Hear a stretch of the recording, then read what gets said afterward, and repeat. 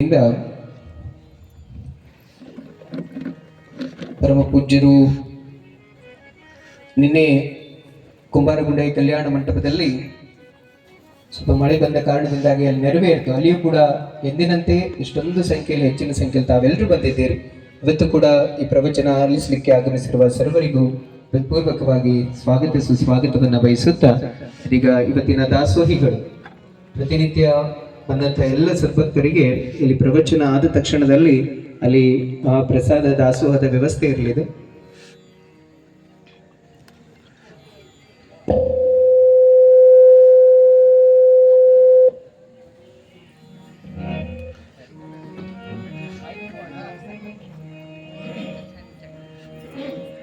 ಬಸವಗುರು ಪೂಜೆಯನ್ನ ಇವತ್ತಿನ ದಾಸೋಹಿಗಳು ಶರಣೆ ಶಶಿಕಲಾ ಅಶೋಕ್ ವಾಲೆ ದಂಪತಿಗಳು ಬರಬೇಕಾಗಿತ್ತು. ಶಶಿಕಲಾ ಅಕ್ಕವರು ಆಗಮಿಸಿದ್ದಾರೆ.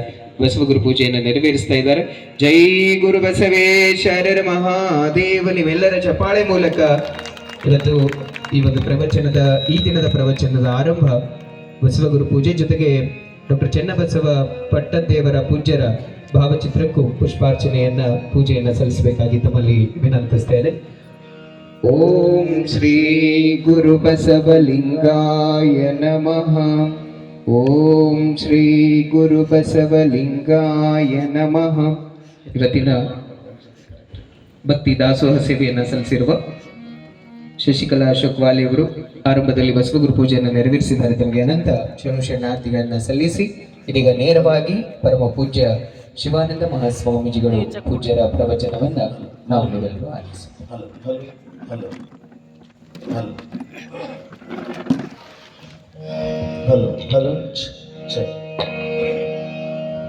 ಬಸವಂ ಭಕ್ತಿಗೆ ಮೂಲಂ,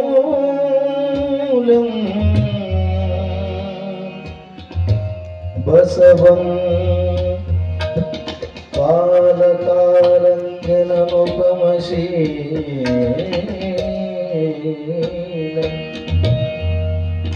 ಬಸವಂ ಜಂಗಮವರಲೋಲಂ,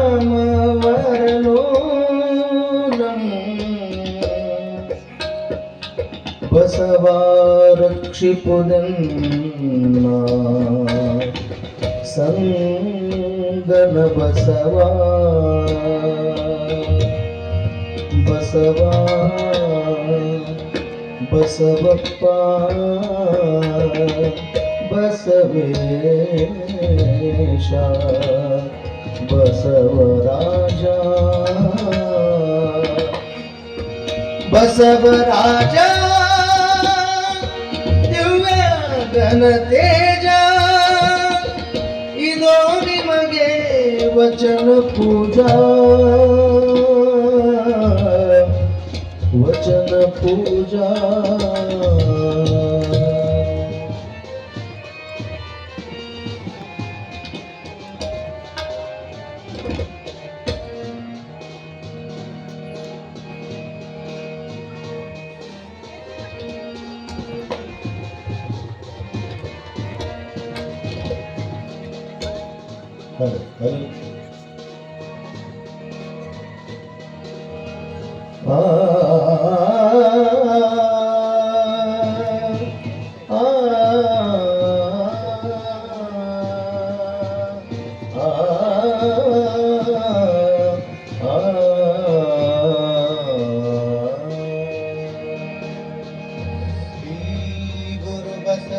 बसवलिंगाय नमः.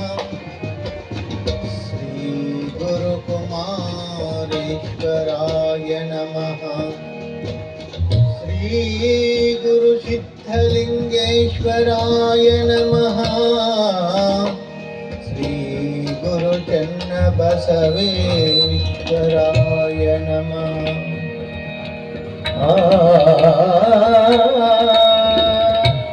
चन्नबसवेश्वराय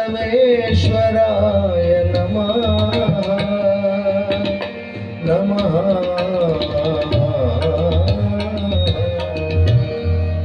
बसवं भक्तिगे मूलं, बसवं कालंगे कालननुपमशीलं, ಬಸವಂ ಜಂಗಮಲೋಲಂ ಬಸವಾರಕ್ಷಿಪ್ಪುದಣ್ಣ ಸಂಗನ ಬಸವ ಶರಣಾರ್ಥಿ ಸಂಗನ ಬಸವ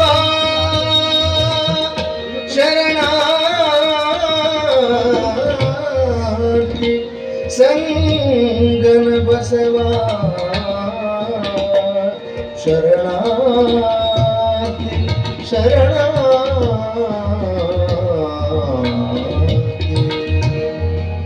ಕಾಯದೋಳ್ ಗುರುಲಿಂಗ ಜಂಗಮ ದಾಯತವನರಿಯಲ್ಕೆ ಸುಲಭೋ ಕಾಯದಿಂದಿರಿಟ್ಟು ಬಾಹ್ಯ ಸ್ಥಳಕ್ಕೆ ಕುರುಹಾಗಿ ಕಾಯದೋರಿ ಸಮರ್ಥ ಭಕ್ತನಿ ಕಾಯವನು ಪಾವನವ ಮಾಡಿದ ರಾಯಪೂರ್ವಾಚಾರ್ಯ ಸಂಗನ ಬಸವ ಶರಣಾರ್ಥಿ ಸಂಗನ ಬಸವ ಶರಣಾರ್ಥಿ ಸಂಗನ ಬಸವ ಬಸವ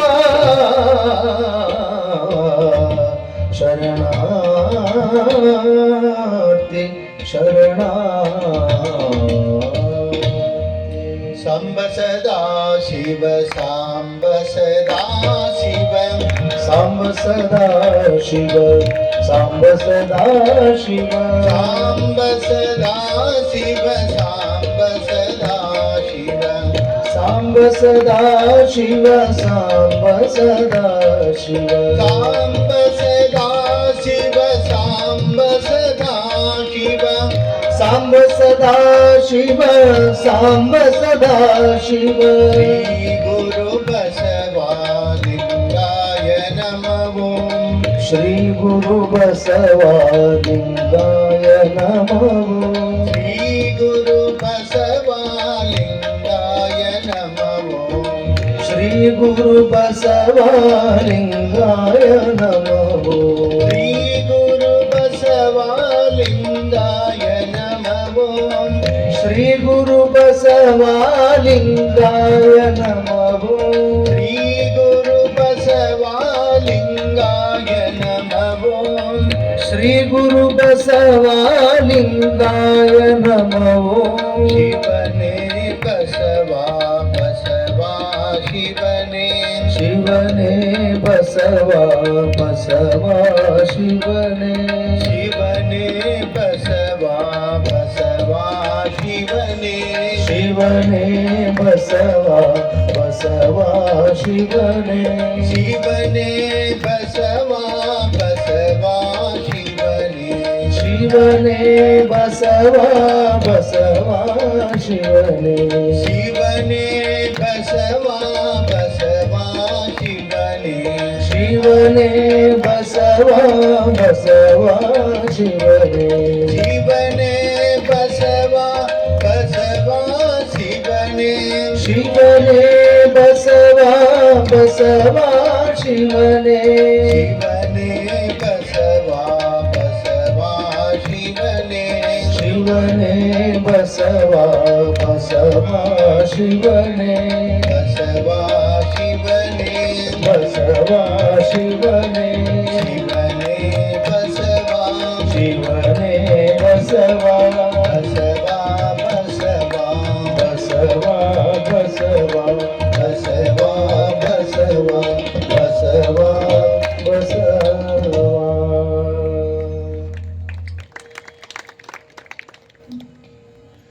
ಬಸವಣ್ಣನೇ ತಾಯಿ, ಬಸವಣ್ಣನೇ ತಂದೆ, ಬಸವಣ್ಣನೇ ಪರಮ ದೈವವೆನಗೆ ವಸುದೀಶ ಕಪಿಲ ಸಿದ್ಧ ಮಲ್ಲಿಕಾರ್ಜುನ ನಿಮ್ಮ ಹೆಸರಿಟ್ಟ ಗುರು ಬಸವಣ್ಣನಯ್ಯ. ಪ್ರಾತಸ್ಮರಣೀಯ ಬಸವಾದಿ ಪ್ರಮಥರನ್ನ ಸ್ಮರಣೆ ಮಾಡ್ತಾ ಪರಮಗುರು ಪರಮಾರಾಧ್ಯರು ಶಿವಯೋಗ ಮಂದಿರದ ಸಂಸ್ಥಾಪಕರಾದ ಲಿಂಗೈಕ್ಯ ಹಾನಗಲ್ಲ ಕುಮಾರ ಮಹಾಶ್ವೇಗಳನ್ನು ಧ್ಯಾನ ಮಾಡಿಕೊಳ್ತಾ ಈ ಸಮಾರಂಭದ ಕಾರಣೀಭೂತ ಮಹಾ ಚೈತನ್ಯವಾಗಿರ್ತಕ್ಕಂಥ ಡಾಕ್ಟರ್ ಚನ್ನಬಸವ ಪಟ್ಟದ್ದೇವರನ್ನು ಧ್ಯಾನಿಸಿಕೊಂಡು ಡಾಕ್ಟರ್ ಬಸವಲಿಂಗ ಪಟ್ಟದ್ದೇವರಲ್ಲಿ ಶರಣುಗಳನ್ನು ಹೇಳ್ತಾ, ಗುರುಬಸವ ಪಟ್ಟದ್ದೇವರಲ್ಲಿ ಶರಣುಗಳನ್ನು ಹೇಳ್ತಾ, ಯಾವತ್ತು ಕಲಾವಿದರೆ ಶರಣ ತಂದೆ ತಾಯಿಗಳೇ, ತಮ್ಮೆಲ್ಲರಿಗೂ ಶರಣಾರ್ಥಿಗಳು. ಬಸವಣ್ಣನವರ ಬದುಕನ್ನ ಕುರಿತು ತಿಳಿಯುವಂತಹದ್ದು. ಹಂಗ ಕೇಳಿದ್ರೆ ಗೊತ್ತ ಇಲ್ಲನ್ರಿ ನಮಗಂತಂದಿರಿ. ಗೊತ್ತಿರುತ್ತ, ಗೊತ್ತಿರುವಂಥದ್ದನ್ನ ಮತ್ತೆ ಮತ್ತೆ ನೆನಪಿಸಿಕೊಳ್ಳೋದು. ಏನ್ ಗೊತ್ತಿರ್ತದ ಅದನ್ನ ಪುನರ್ಮರಣ ಮಾಡಿಕೊಳ್ಳುವಂತಹದ್ದು. ಆ ಹಿನ್ನೆಲೆಯೊಳಗ ಈ ಒಂದು ಪ್ರವಚನದ ಪ್ರಯತ್ನ ಅಷ್ಟೇ, ಮತ್ತೆ ಬೇರೆ ಏನೂ ಅಲ್ಲ. ಹೇಗಿರ್ತದ? ಮಹಾತ್ಮರಂ ನೆನೆವುದೇ ಘನ ಮುಕ್ತಿ ಪದಂ ಶಿವಾದವ ಅಂತ ಹೇಳ್ತಾರೆ ಮೊಗ್ಗೆ ಮಾಯಿದೇವ ಪ್ರಭುಗಳು. ಏನು? ಮಹಾತ್ಮರನ್ನ ನೆನೆಯುವುದೇ ಒಂದು ಮುಕ್ತಿದಾಯಕವಾಗಿರ್ತಕ್ಕಂಥದ್ದು. ಬಸವನ ನೋರ್ಮೆ, ಚನ್ನ ಬಸವಣ್ಣನ ನೋರ್ಮೆ, ಗುಹೇಶ್ವರ ಅಲ್ಲಮ ಪ್ರಸವಯ ಸೋಮಯ ಪ್ರಭುವಿನ ನೋರ್ಮೆ, ಸಮಾಹಿತ ಮಾದಭಾಕ್ತಿಕಂ. ಮೊಗ್ಗೆ ಮಾಯಿದೇವರು ಹೇಳ್ತಾರೆ, ಒಮ್ಮೆ ಬಸವಣ್ಣನನ್ನ, ಒಮ್ಮೆ ಚನ್ನ ಬಸವಣ್ಣನನ್ನ, ಒಮ್ಮೆ ಅಲ್ಲಮ ಪ್ರಭುವಿನನ್ನ, ಅಕ್ಕ ಮಹಾದೇವಿಯನ್ನ, ಎಲ್ಲ ಪುರಾತನರನ್ನ, ಶರಣರನ್ನ ನೆನೆಯುವಂಥದ್ದೇ ಒಂದು ಬಹಳ ವಿಶೇಷವಾದಂತಹ ದೊಡ್ಡ ಭಾಗ್ಯ. ಆ ಹಿನ್ನೆಲೆಯಲ್ಲಿ ಬಸವ ದರ್ಶನ ಪ್ರವಚನದೊಳಗ ನಾವು ನೀವೆಲ್ಲ ಭಾಗವಹಿಸ್ತಾ ಇದ್ದೀವಿ. ನಿನ್ನಿನ ದಿವಸ ನಾವೆಲ್ಲ ಗಮನಿಸಿರೋ ಹಾಗೆ ನಿನ್ನೆ ಬಹುಶಃ ಮೇಘರಾಜನು ಸಹಿತ ಹಜರಿ ಹಚ್ಚಿದ. ಎಲ್ಲರೂ ಹೊಂಟವರು, ನಾನು ಒಂದು ದಿವಸ ಹೋಗಿ ಬರೋಣ ಅಂತ ಹೇಳಿ. ಹೌದಿಲ್ರಿ? ಎಲ್ಲರೂ ಹೊರಟಾರೆ, ನಾನು ಹೋಗದಿದ್ರೆ ತಪ್ಪಾಗ್ತತಿ, ಅದಕ್ಕೆ ಇದೊಂದು ಅವಕಾಶ, ಹೋಗಿ ಬರೋಣ ಅಂತ ಹೇಳಿ. ಬಹುಶಃ ಮಹಾತ್ಮರ ಒಂದು ಸಾನ್ನಿಧ್ಯದೊಳಗ ನಿಸರ್ಗವೂ ಸಹಿತ ಪಾಲ್ಗೊಳ್ತದ ಅಂತಕ್ಕಂಥ ಮಾತು. ಆ ಹಿನ್ನೆಲೆಯಲ್ಲಿ ನಿನ್ನೆ ಅಷ್ಟಿದ್ರೂ ಸಹಿತ ಅಲ್ಲಿ ಕಾರ್ಯಕ್ರಮವನ್ನು ನಾವು ಒಳಗಡೆ ಮಾಡಿದಾಗ ಬಹಳಷ್ಟು ಜನ ಬಹುತೇಕರು ಬಂದಿದ್ರಿ. ಅದು ಬಹಳ ಒಳ್ಳೆ ಬೆಳವಣಿಗೆ. ಏನು ಅಂತಂದರೆ, ಮಳೆ ಬರಲಿ, ಗಾಳಿ ಬಿಡಲಿ, ಏನೇ ಆಗಲಿ, ನಮ್ಮ ಒಂದು ಈ ಶ್ರವಣದ ಕಾರ್ಯ, ಈ ಭಕ್ತಿಯ ಕಾರ್ಯ ನಿಲ್ಲಿಸೋದು ಬೇಡ ಅನ್ನುವಂಥ ಒಂದು ವಿಶ್ವಾಸ, ಶ್ರದ್ಧೆ ಏನಿದೆಯಲ್ಲ, ಅದು ನಮ್ಮನ್ನೆಲ್ಲ ಮತ್ತೆ ಇಂಥ ಕಾರ್ಯದಲ್ಲಿ ಸಕ್ರಿಯಗೊಳಿಸ್ತದೆ ಅನ್ನುವಂಥ ಮಾತನ್ನು ಹೇಳ್ತಾ, ಇವತ್ತ ಬಸವ ದರ್ಶನ ಕಾರ್ಯಕ್ರಮದೊಳಗೆ ನಾವು ನೀವೆಲ್ಲ ಮುಂದುವರಿತಾ ಇದ್ದೀವಿ. ಅಂಥ ಪ್ರಯತ್ನ ಒಂದು ಕಡೆಗೆ ಡಾಕ್ಟರ್ ಸಿದ್ದಯ್ಯ ಪುರಾಣಿಕರು ಭಾಳ ಚಂದ ಹೇಳ್ತಾರೆ. ಏನು? ಅರ್ಧರಾತ್ರಿಯಲ್ಲಿ ಎದ್ದು ಹೋಗುವವರೆಲ್ಲ ಗೌತಮ ಬುದ್ಧರಾಗುವರೇನಯ್ಯ, ಸನ್ಯಾಸವ ಸ್ವೀಕರಿಸಿದವರೆಲ್ಲ ಶಂಕರಾಚಾರ್ಯರಾಗುವರೇನಯ್ಯ, ಅಧಿಕಾರವ ನಿರಾಕರಿಸಿದವರೆಲ್ಲ ಅಥನಿ ಶಿವಯೋಗಿಗಳಾಗುವರೇನಯ್ಯ, ಉಪನಯನವನ್ನ ನಿರಾಕರಿಸಿದವರೆಲ್ಲ ಬಸವಣ್ಣನವರಾಗುವರೇನಯ್ಯ, ಸ್ವತಂತ್ರ ಧೀರ ಸಿದ್ದೇಶ್ವರ ಮಠಾಧಿಪತಿಗಳೆಲ್ಲ ಮೃತ್ಯುಂಜಯಪ್ಪಗಳಾಗುವರೇನಯ್ಯ, ಬಾಲ್ಕಿಯ ಡಾಕ್ಟರ್ ಚನ್ನಬಸವ ಪಟ್ಟದ್ದೇವರಾಗುವರೇನಯ್ಯ ಅನ್ನುವಂಥ ಮಾತನ್ನ ಡಾಕ್ಟರ್ ಸಿದ್ದಯ್ಯ ಪುರಾಣಿಕರು ಬರೀತಾರೆ. ಅರ್ಥಾತ್ ಒಂದೇನೋ ಮಾಡಿದ್ರು ಅಂತಂದ್ರೆ ಇನ್ನೊಬ್ರು ಅದನ್ನ ಮಾಡ್ತಾರೆ ಅಂದ್ರೆ ಅವ್ರಂಗ ಆಗ್ತಾರೆ ಅಂತ ಹೇಳಕ್ ಬರಂಗಿಲ್ಲ ಅಂತ ಹೇಳ್ತಾರೆ ಅವರು. ಹಾಗೆ ಅರ್ಧರಾತ್ರಿಯಲ್ಲಿ ಎದ್ದು ಹೋಗುವವರೆಲ್ಲ ಗೌತಮ ಬುದ್ಧರಾಗುವರೇನಯ್ಯ. ಗೌತಮ ಬುದ್ಧ ಸತ್ಯದ ಸಾಕ್ಷಾತ್ಕಾರಕ್ಕಾಗಿ, ಸತ್ಯವನ್ನ ಅರಿಬೇಕು, ಸತ್ಯವನ್ನ ತಿಳಿಬೇಕು ಅನ್ನುವಂಥ ಹಂಬಲಕ್ಕಾಗಿ ರಾಜ್ಯವನ್ನ, ರಾಣಿಯನ್ನ, ಮಗುವನ್ನ, ಎಲ್ಲರನ್ನ ಬಿಟ್ಟು ಸತ್ಯವನ್ನ ಸಾಕ್ಷಾತ್ಕರಿಸಿಕೊಳ್ಬೇಕು ಅನ್ನುವಂಥ ಹಂಬಲದೊಳಗ ಯಾರಿಗೂ ಗೊತ್ತಾಗಲಾರ್ದಂಗ ಎಲ್ಲರೂ ಮಲಗಿರುವಂಥ ಹೊತ್ತಿನೊಳಗ ಯಾರಿಗೂ ತಿಳಿಲಾರದ ರೀತಿಯೊಳಗ ಬುದ್ಧ ಮನಿ ಬಿಟ್ಟು ಹೋಗ್ತಾನೆ. ಅದನ್ನ ಬೇಂದ್ರೆಯವರು ಒಂದು ಕಡೆಗೆ ಬರೀತಾರೆ, ಬುದ್ಧ ಬುದ್ಧ ಅವನೊಬ್ಬನಿದ್ದ, ಎಲ್ಲರೂ ಮಲಗಿದಾಗ ಅವನೊಬ್ಬನೇ ಎದ್ದ, ಅವನೊಬ್ಬನೇ ಎದ್ದ. ಎಷ್ಟು ಚಂದ ಹೇಳ್ತಾರೆ ನೋಡಿ. ಎಲ್ಲರೂ ಮಲಗಿದಾಗ ಯಾವಾಗ ಹೋದ್ರಿ ಬುದ್ಧ ಯಾವಾಗ ಎದ್ದ? ನಾವೆಲ್ಲ ಗಾಢ ನಿದ್ರೆಯೊಳಗಿರುವಾಗ ಬುದ್ಧ ಎದ್ದ. ಅರ್ಥಾತ್ ಭೋಗ ನಿದ್ರೆಯೂ ಇರಬಹುದು, ಯೋಗ ನಿದ್ರೆಯೂ ಇರಬಹುದು. ಎಲ್ಲರೂ ಮಲಗಿರುವಾಗ ನಮ್ಗೆ ಯಾರಿಗೂ ಇನ್ನುಳಿದವ್ರಿಗೆ ಯಾರಿಗೂ ಅದರದ ಪ್ರಜ್ಞೆ ಇರಲಿಲ್ಲ. ಅಂತ ಹೊತ್ತಿನೊಳಗ ಬುದ್ಧ ಸತ್ಯವನ್ನ ಹುಡುಕಿಕೊಂಡು ಸತ್ಯವನ್ನ ಅರಿಸಿಕೊಂಡು ಎಲ್ಲರೂ ಮಲಗಿದಾಗ ಎದ್ದು ಹೋಗ್ತಾನೆ. ಎದ್ದು ಹೋಗುವಾಗ ಭೂಮಿಗೆ ಹೇಳ್ತಿದ್ದಂತೆ, ನೆಲಕ್ಕ ಏನಂತ? ಭೂಮಿಯೇ ನೀನು ಮೃದುವಾಗು, ನೀನು ಮೃದುವಾಗು, ರಾಹುಲನ ಗಲ್ಲದಂತೆ ಮೃದುವಾಗು. ಅವನ ಮಗ ರಾಹುಲನ ಗಲ್ಲದಂತೆ ಮೃದುವಾಗು, ಭೂಮಿಯೇ ಮೃದುವಾಗು. ಯಾಕೆ ಭೂಮಿಗೆ ಮೃದು ಆಗು ಅಂತ ಕೇಳ್ತಿದ್ದ ಅಂತಂದ್ರೆ, ಭೂಮಿ ಬಿರುಸಾಯ್ತಂದ್ರೆ ಎದ್ದು ಹೋಗುವಾಗ ಹೆಜ್ಜೆಯ ಸಪ್ಪಳ ಕೇಳಿ ಮಡದಿಗೆ ಯಾರಿಗಾದರೂ ಎಚ್ಚರಾಗಬಹುದು. ನೀನು ಮೃದುವಾದಿ ಅಂತಂದ್ರೆ ಯಾರಿಗೂ ಗೊತ್ತಾಗಲಾರ್ದಂಗೆ ನಾನು ಹೋಗಕ್ಕಾಗ್ತತಿ ಅಂತ ಹೇಳಿ ಭೂಮಿಗೆ ವಿನಂತಿ ಮಾಡಿಕೊಂಡಂತವ. ನೋಡ್ರಿ ಎಷ್ಟು ಚಂದದಲ್ಲ. ಎಲ್ಲರೂ ಮಲಗಿದಾಗ ಎದ್ದು ಹೋದ ಬುದ್ಧ ಸತ್ಯದ ಸಾಕ್ಷಾತ್ಕಾರಕ್ಕಾಗಿ. ಬಹಳ ಮಂದಿ ಮಲ್ಕೊಂಡಾಗ ಎಲ್ಲರೂ ಮಲಗಿದಾಗ ಹೇಳ್ತಾರಂತ ಹೇಳಿ ಕೆಲವು ಮಂದಿ ತುಡು ಮಾಡಕ್ಕೂ ಹೇಳ್ತಾರ. ಅವ್ರನ್ನೂ ಏನು ಬುದ್ಧರ ಅನ್ನೋದನ್ನು, ಅವ್ರನ್ನೂ ಗೌತಮ ಬುದ್ಧರನ್ನಕ್ಕಾಗತ್ತೇನೋ? ಹಾಕ್ತಾರೇನವರು? ಆಗುವುದಿಲ್ಲ. ಆತ ಎದ್ದಿರುವಂಥ ಉದ್ದೇಶ ಏನಿದೆ ಅದು ಬಹಳ ಮುಖ್ಯ. ನೋಡ್ರಿ, ನಮ್ಮ ದೇಶಕ್ಕೆ ಸ್ವಾತಂತ್ರ್ಯ ಸಿಕ್ಕಿದ್ದು ಯಾವಾಗ? ಮಧ್ಯರಾತ್ರಿಯಲ್ಲಿಯೇ ಸ್ವಾತಂತ್ರ್ಯ ಸಿಕ್ಕಿದ್ದು. ಬಹಳಷ್ಟು ಕಾರ್ಯಗಳು ಮಧ್ಯರಾತ್ರಿಯೊಳಗೆ ನಡೆದು ಹೋಗ್ತಾವ. ಹಂಗ ಬುದ್ಧನೂ ಸಹಿತ ಅರ್ಧರಾತ್ರಿಯಲ್ಲಿ ಎದ್ದು ಹೋಗ್ತಾನೆ.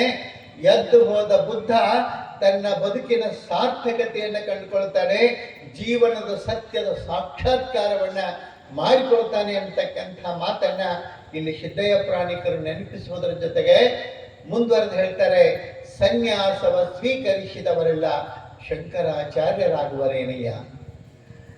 ಶಂಕರಾಚಾರ್ಯರು ಸನ್ಯಾಸವನ್ನ ಇಷ್ಟಪಟ್ಟು ಸ್ವೀಕಾರ ಮಾಡ್ತಾರೆ. ನಾನು ಸನ್ಯಾಸಿ ಆಗಬೇಕು ಅಂತ ಹೇಳಿ ಅಪೇಕ್ಷೆಯಿಂದ ಸ್ವೀಕಾರ ಮಾಡ್ತಾರೆ. ನೋಡ್ರಿ, ನಾವು ಸ್ವಾಮಿ ಆಗಬೇಕು, ಸ್ವಾಮಿನ ಮಾಡಬಾರ್ದು. ಸನ್ಯಾಸಿ ಆಗಬೇಕು, ಸನ್ಯಾಸಿನ ಮಾಡಬಾರ್ದು. ಮದುವೆ ಆಗಬೇಕು, ಒತ್ತಿ ಹಿಡಿದ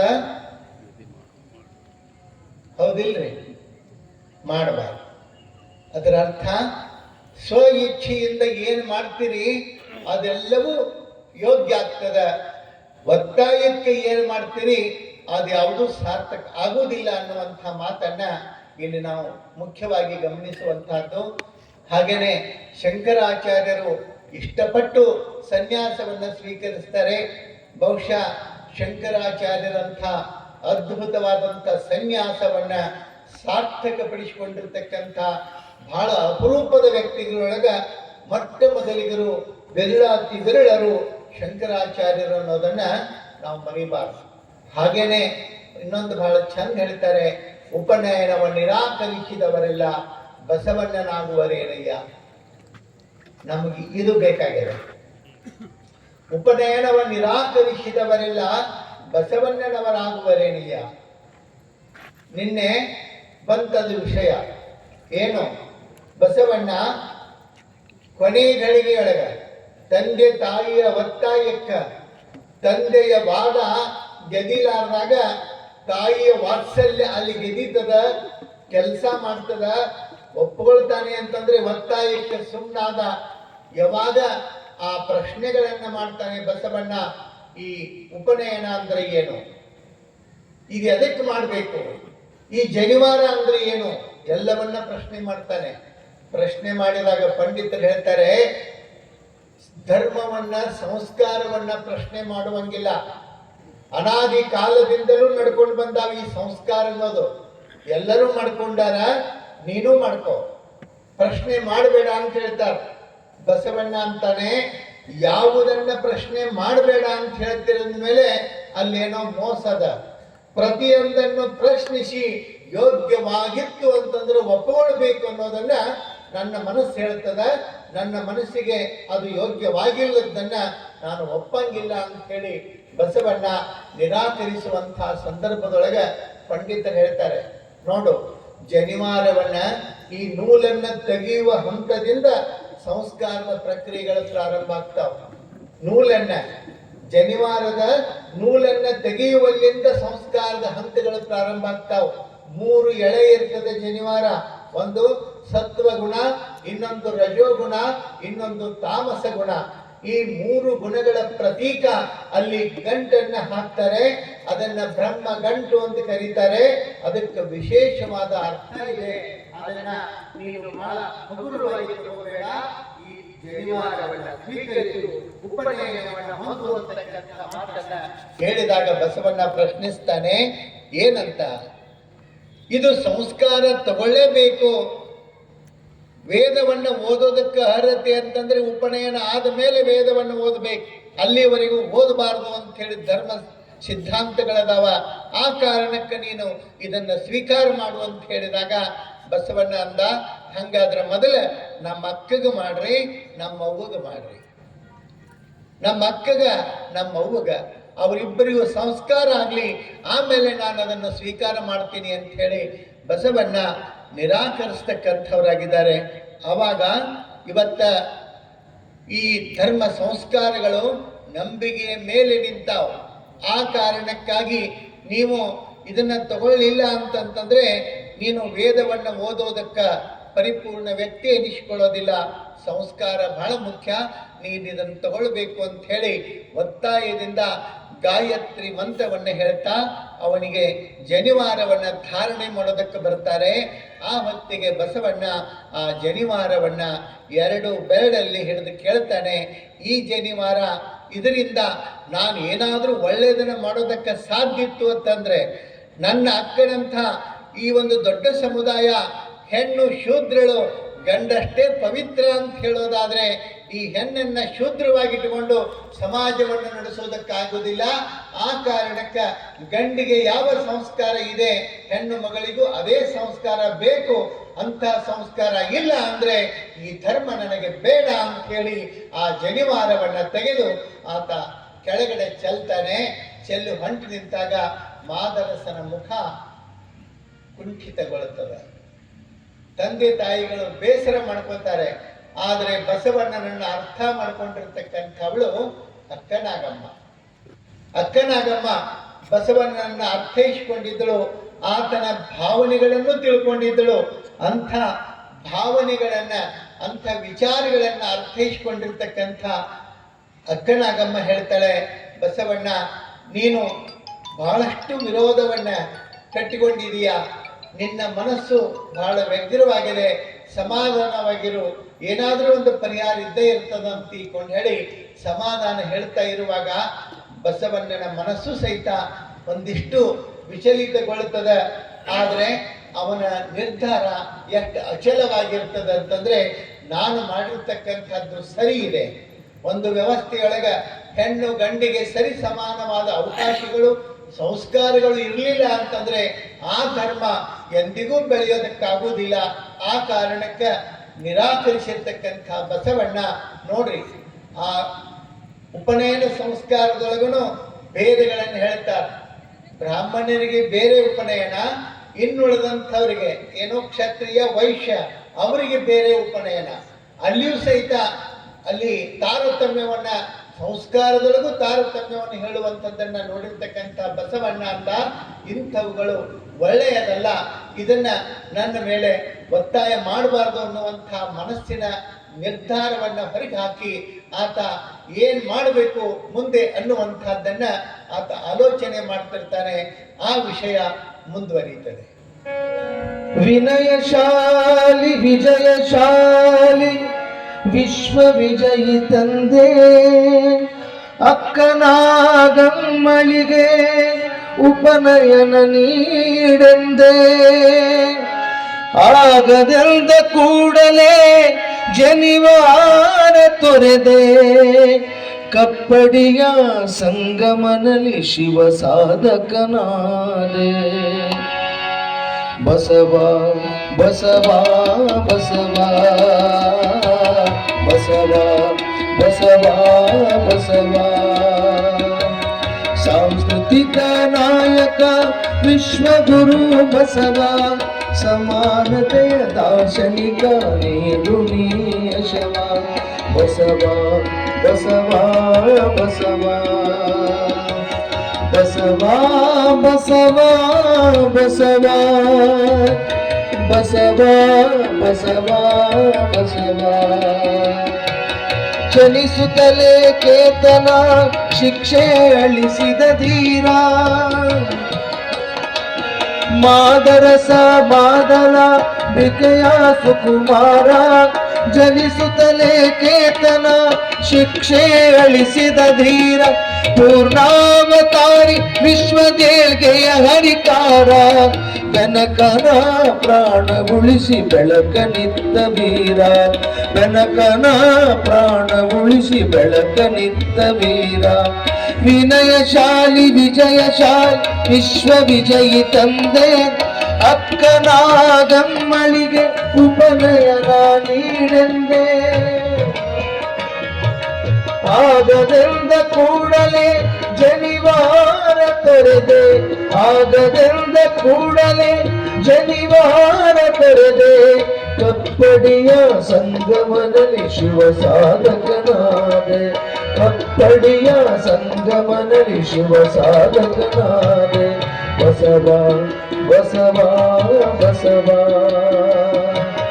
ಬಸವ ಬಸವ ಬಸವ ಬಸವ ಬಸವ ಬಸವ ಬಸವ ಬಸವ ಬಸವ ಬಸವ ಬಸವ ಬಸವ ಬಸವ ಬಸವ. ಲಕ್ಷ್ಮೀಶನ ಜೈಮಿನಿಯ ಭಾರತದೊಳಗೆ ಒಂದು ಪ್ರಸಂಗ ಬರ್ತದೆ. ಬಸವಣ್ಣ ಜನಿವಾರವನ್ನ ಉಪನಯನವನ್ನ ನಿರಾಕರಿಸಿದ್ದು ಯಾಕೆ ಅಂತಂದ್ರೆ ಹೆಣ್ಣನ್ನ ಹೊರಗಿಟ್ಟು ಹೆಣ್ಣನ್ನ ವ್ಯವಸ್ಥೆಯಿಂದ ಕಡೆಗಿಟ್ಟು ಮಾಡುವಂತಹ ಬದುಕಿಗೆ ಯಾವುದೇ ಅರ್ಥ ಇಲ್ಲ. ಹೆಣ್ಣು ಗಂಡು ಅಂತಂದ್ರೆ ಅದು ಮೇಲು ಕೀಳು ಅಲ್ಲ, ಅದು ಬೇರೆ ಅಲ್ಲ.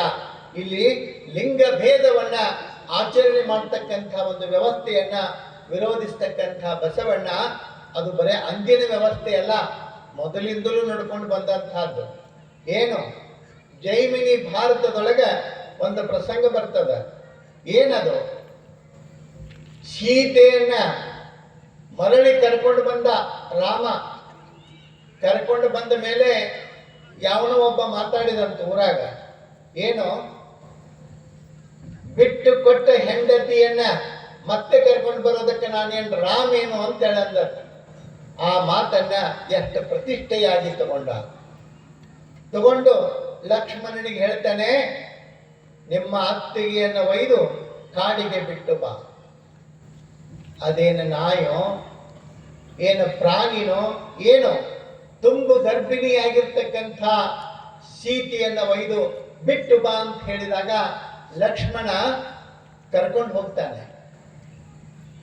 ರಥದೊಳಗ ಕರ್ಕೊಂಡು ಹೋಗಿ ಕಾಡಿನೊಳಗ ಆ ತುಂಬು ಗರ್ಭಿಣಿಯನ್ನ ಬಿಟ್ಟು ಬರ್ತಾನೆ.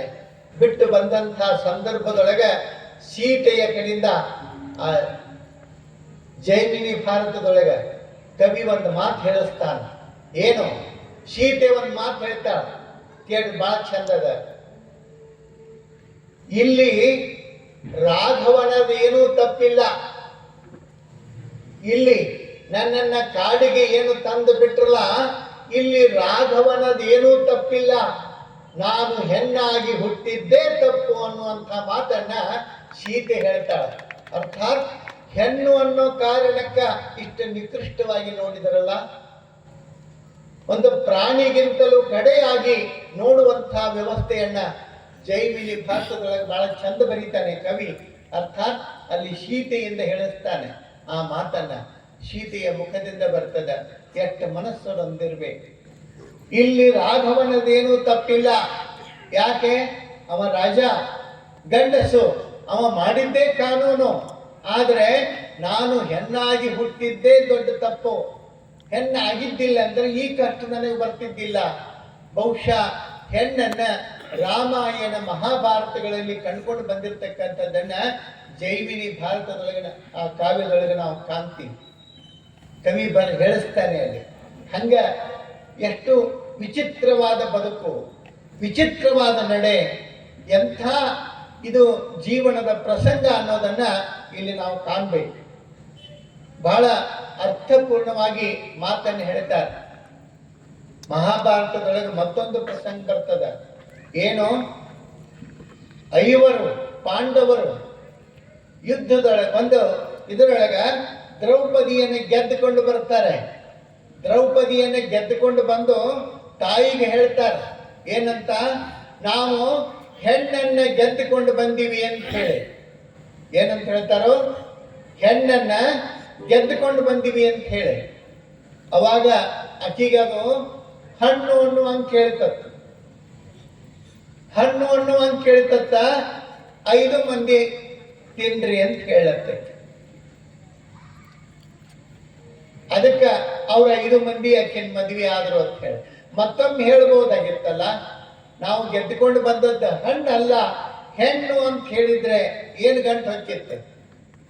ಮತ್ತೊಮ್ಮೆ ಹೇಳಬಹುದಾಗಿತ್ತು, ಹೇಳಲಿಲ್ಲ. ಇವ್ರು ಹೇಳಿದ್ರತ್ತ ಆಕೆ ಒಂದೇ ಸಲ ಮಾತಾಡ್ತಿದ್ರು ಅಂದಂಗಾತು.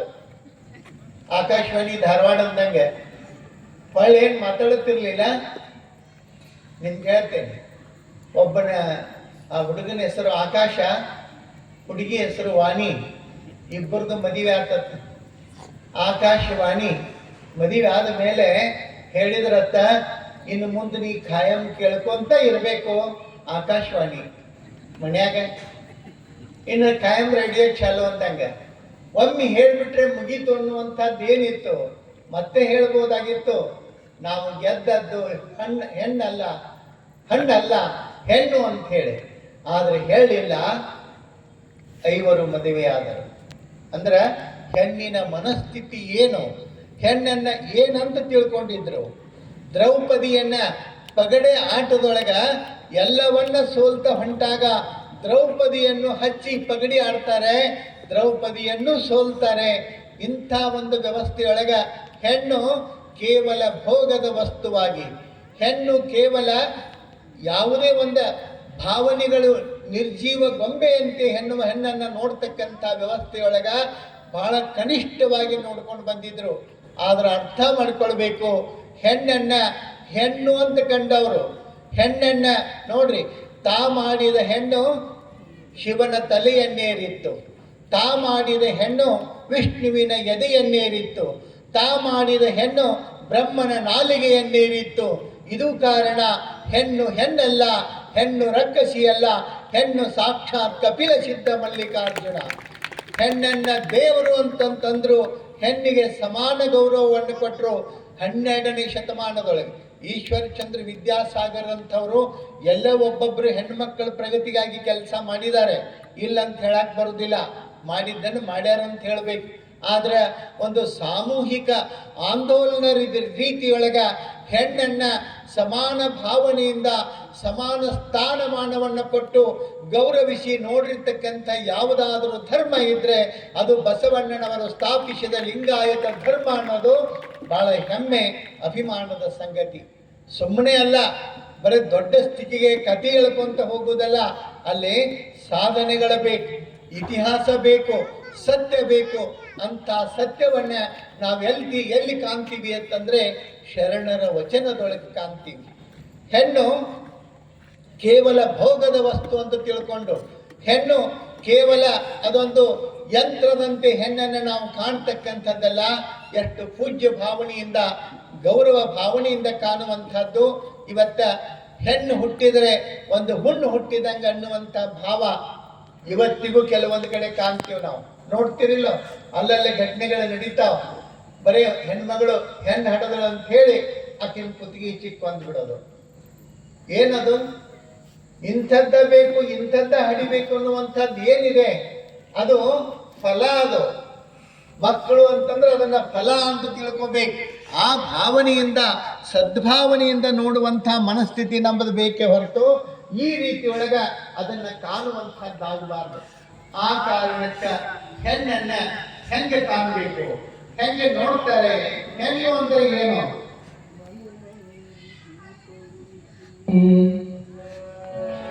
ಮನೆ ಮನೆಯಲ್ಲಿ ದೀಪ ಉರಿಸಿ ಹೊತ್ತು ಹೊತ್ತಿಗೆ ಅನ್ನ ಉಣಿಸಿ ತಂದೆ ಮಗುವ ತಬ್ಬಿದಾಕೆ ನಿನಗೆ ಬೇರೆ ಹೆಸರು ಬೇಕೆ? ಸ್ತ್ರೀ ಎಂದರೆ ಅಷ್ಟೇ ಸಾಕೆ, ಸ್ತ್ರೀ ಎಂದರೆ ಅಷ್ಟೇ ಸಾಕೆ. ಆಕಾಶದ ನೀಲಿಯಲ್ಲಿ ಚಂದ್ರ ತಾರೆ ತೊಟ್ಟಿಲಲ್ಲಿ, ಆಕಾಶದ ನೀಲಿಯಲ್ಲಿ ಚಂದ್ರ ತಾರೆ ತೊಟ್ಟಿಲಲ್ಲಿ ಬೆಳಕನಿಟ್ಟು ತೂಗಿದಾಕೆ ನಿನಗೆ ಬೇರೆ ಹೆಸರು ಬೇಕೆ? ಬೆಳಕನಿಟ್ಟು ತೂಗಿದಾಕೆ ನಿನಗೆ ಬೇರೆ ಹೆಸರು ಬೇಕೆ? ಸ್ತ್ರೀ ಎಂದರೆ ಅಷ್ಟೇ ಸಾಕೆ, ಸ್ತ್ರೀ ಎಂದರೆ ಅಷ್ಟೇ ಸಾಕೆ, ಸ್ತ್ರೀ ಎಂದರೆ ಅಷ್ಟೇ ಸಾಕೆ, ಸ್ತ್ರೀ ಎಂದರೆ ಅಷ್ಟೇ ಸಾಕೆ. ಆಕಾಶದ ನೀಲಿಯಲ್ಲಿ ಚಂದ್ರ ತಾರೆ ತೊಟ್ಟಿಲಲ್ಲಿ ಬೆಳಕು ನಿಟ್ಟು ತೂಗಿದಾಕೆ ನಿನಗೆ ಬೇರೆ ಹೆಸರು ಬೇಕೆ?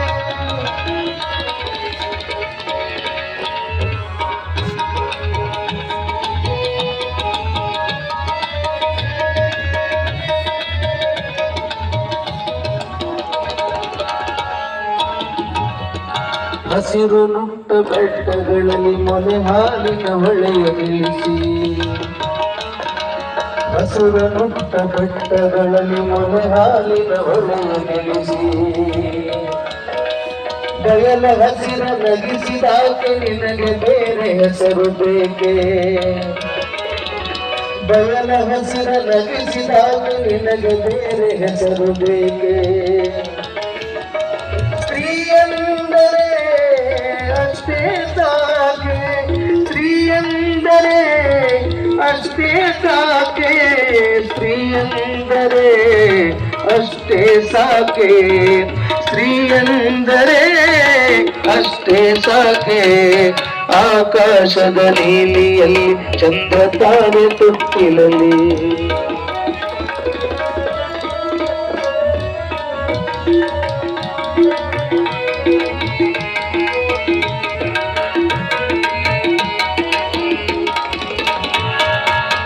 ಮರಗಿಡವು ಮುಂಗುರುಳನು ತಂಗಾಳಿಯ ಬೆರಳ ಸವರಿ, ಮರಗಿಡವು ಮುಂಗುರುಳನು ತಂಗಾಳಿಯ ಬೆರಳ ಸವರಿ ಹಕ್ಕಿ ಗಿಲಕಿ ಹಿಡಿಸಿದಾಕೆ ನಿನಗೆ ಬೇರೆ ಹೆಸರು ಬೇಕೆ? ಹಕ್ಕಿ ಗಿಲಕಿ ಹಿಡಿಸಿದಾಕೆ ನಿನಗೆ ಬೇರೆ ಹೆಸರು ಬೇಕೆ? ಸ್ತ್ರೀ ಎಂದರೆ ಅಷ್ಟೇ ಸಾಕೆ, ಸ್ತ್ರೀ ಎಂದರೆ ಅಷ್ಟೇ ಸಾಕೆ. ಆಕಾಶದ ನೀಲಿಯಲ್ಲಿ ಚಂದ್ರ ತಾರೆ ತೊಟ್ಟಿಲಲ್ಲಿ ಬೆಳಕನಿಟ್ಟು ತೂಗಿದಾಕೆ ನಿನಗೆ ಬೇರೆ ಹೆಸರು ಬೇಕೆ?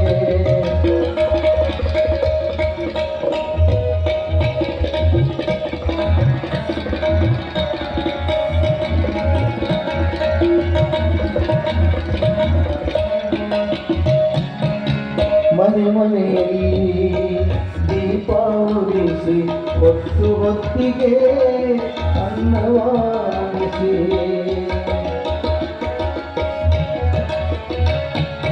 ತಂದೆ ಮಗುವ ತಪ್ಪಿದಾಕೆ ನಿನಗೆ ಬೇರೆ ಹೆಸರು ಬೇಕೆ?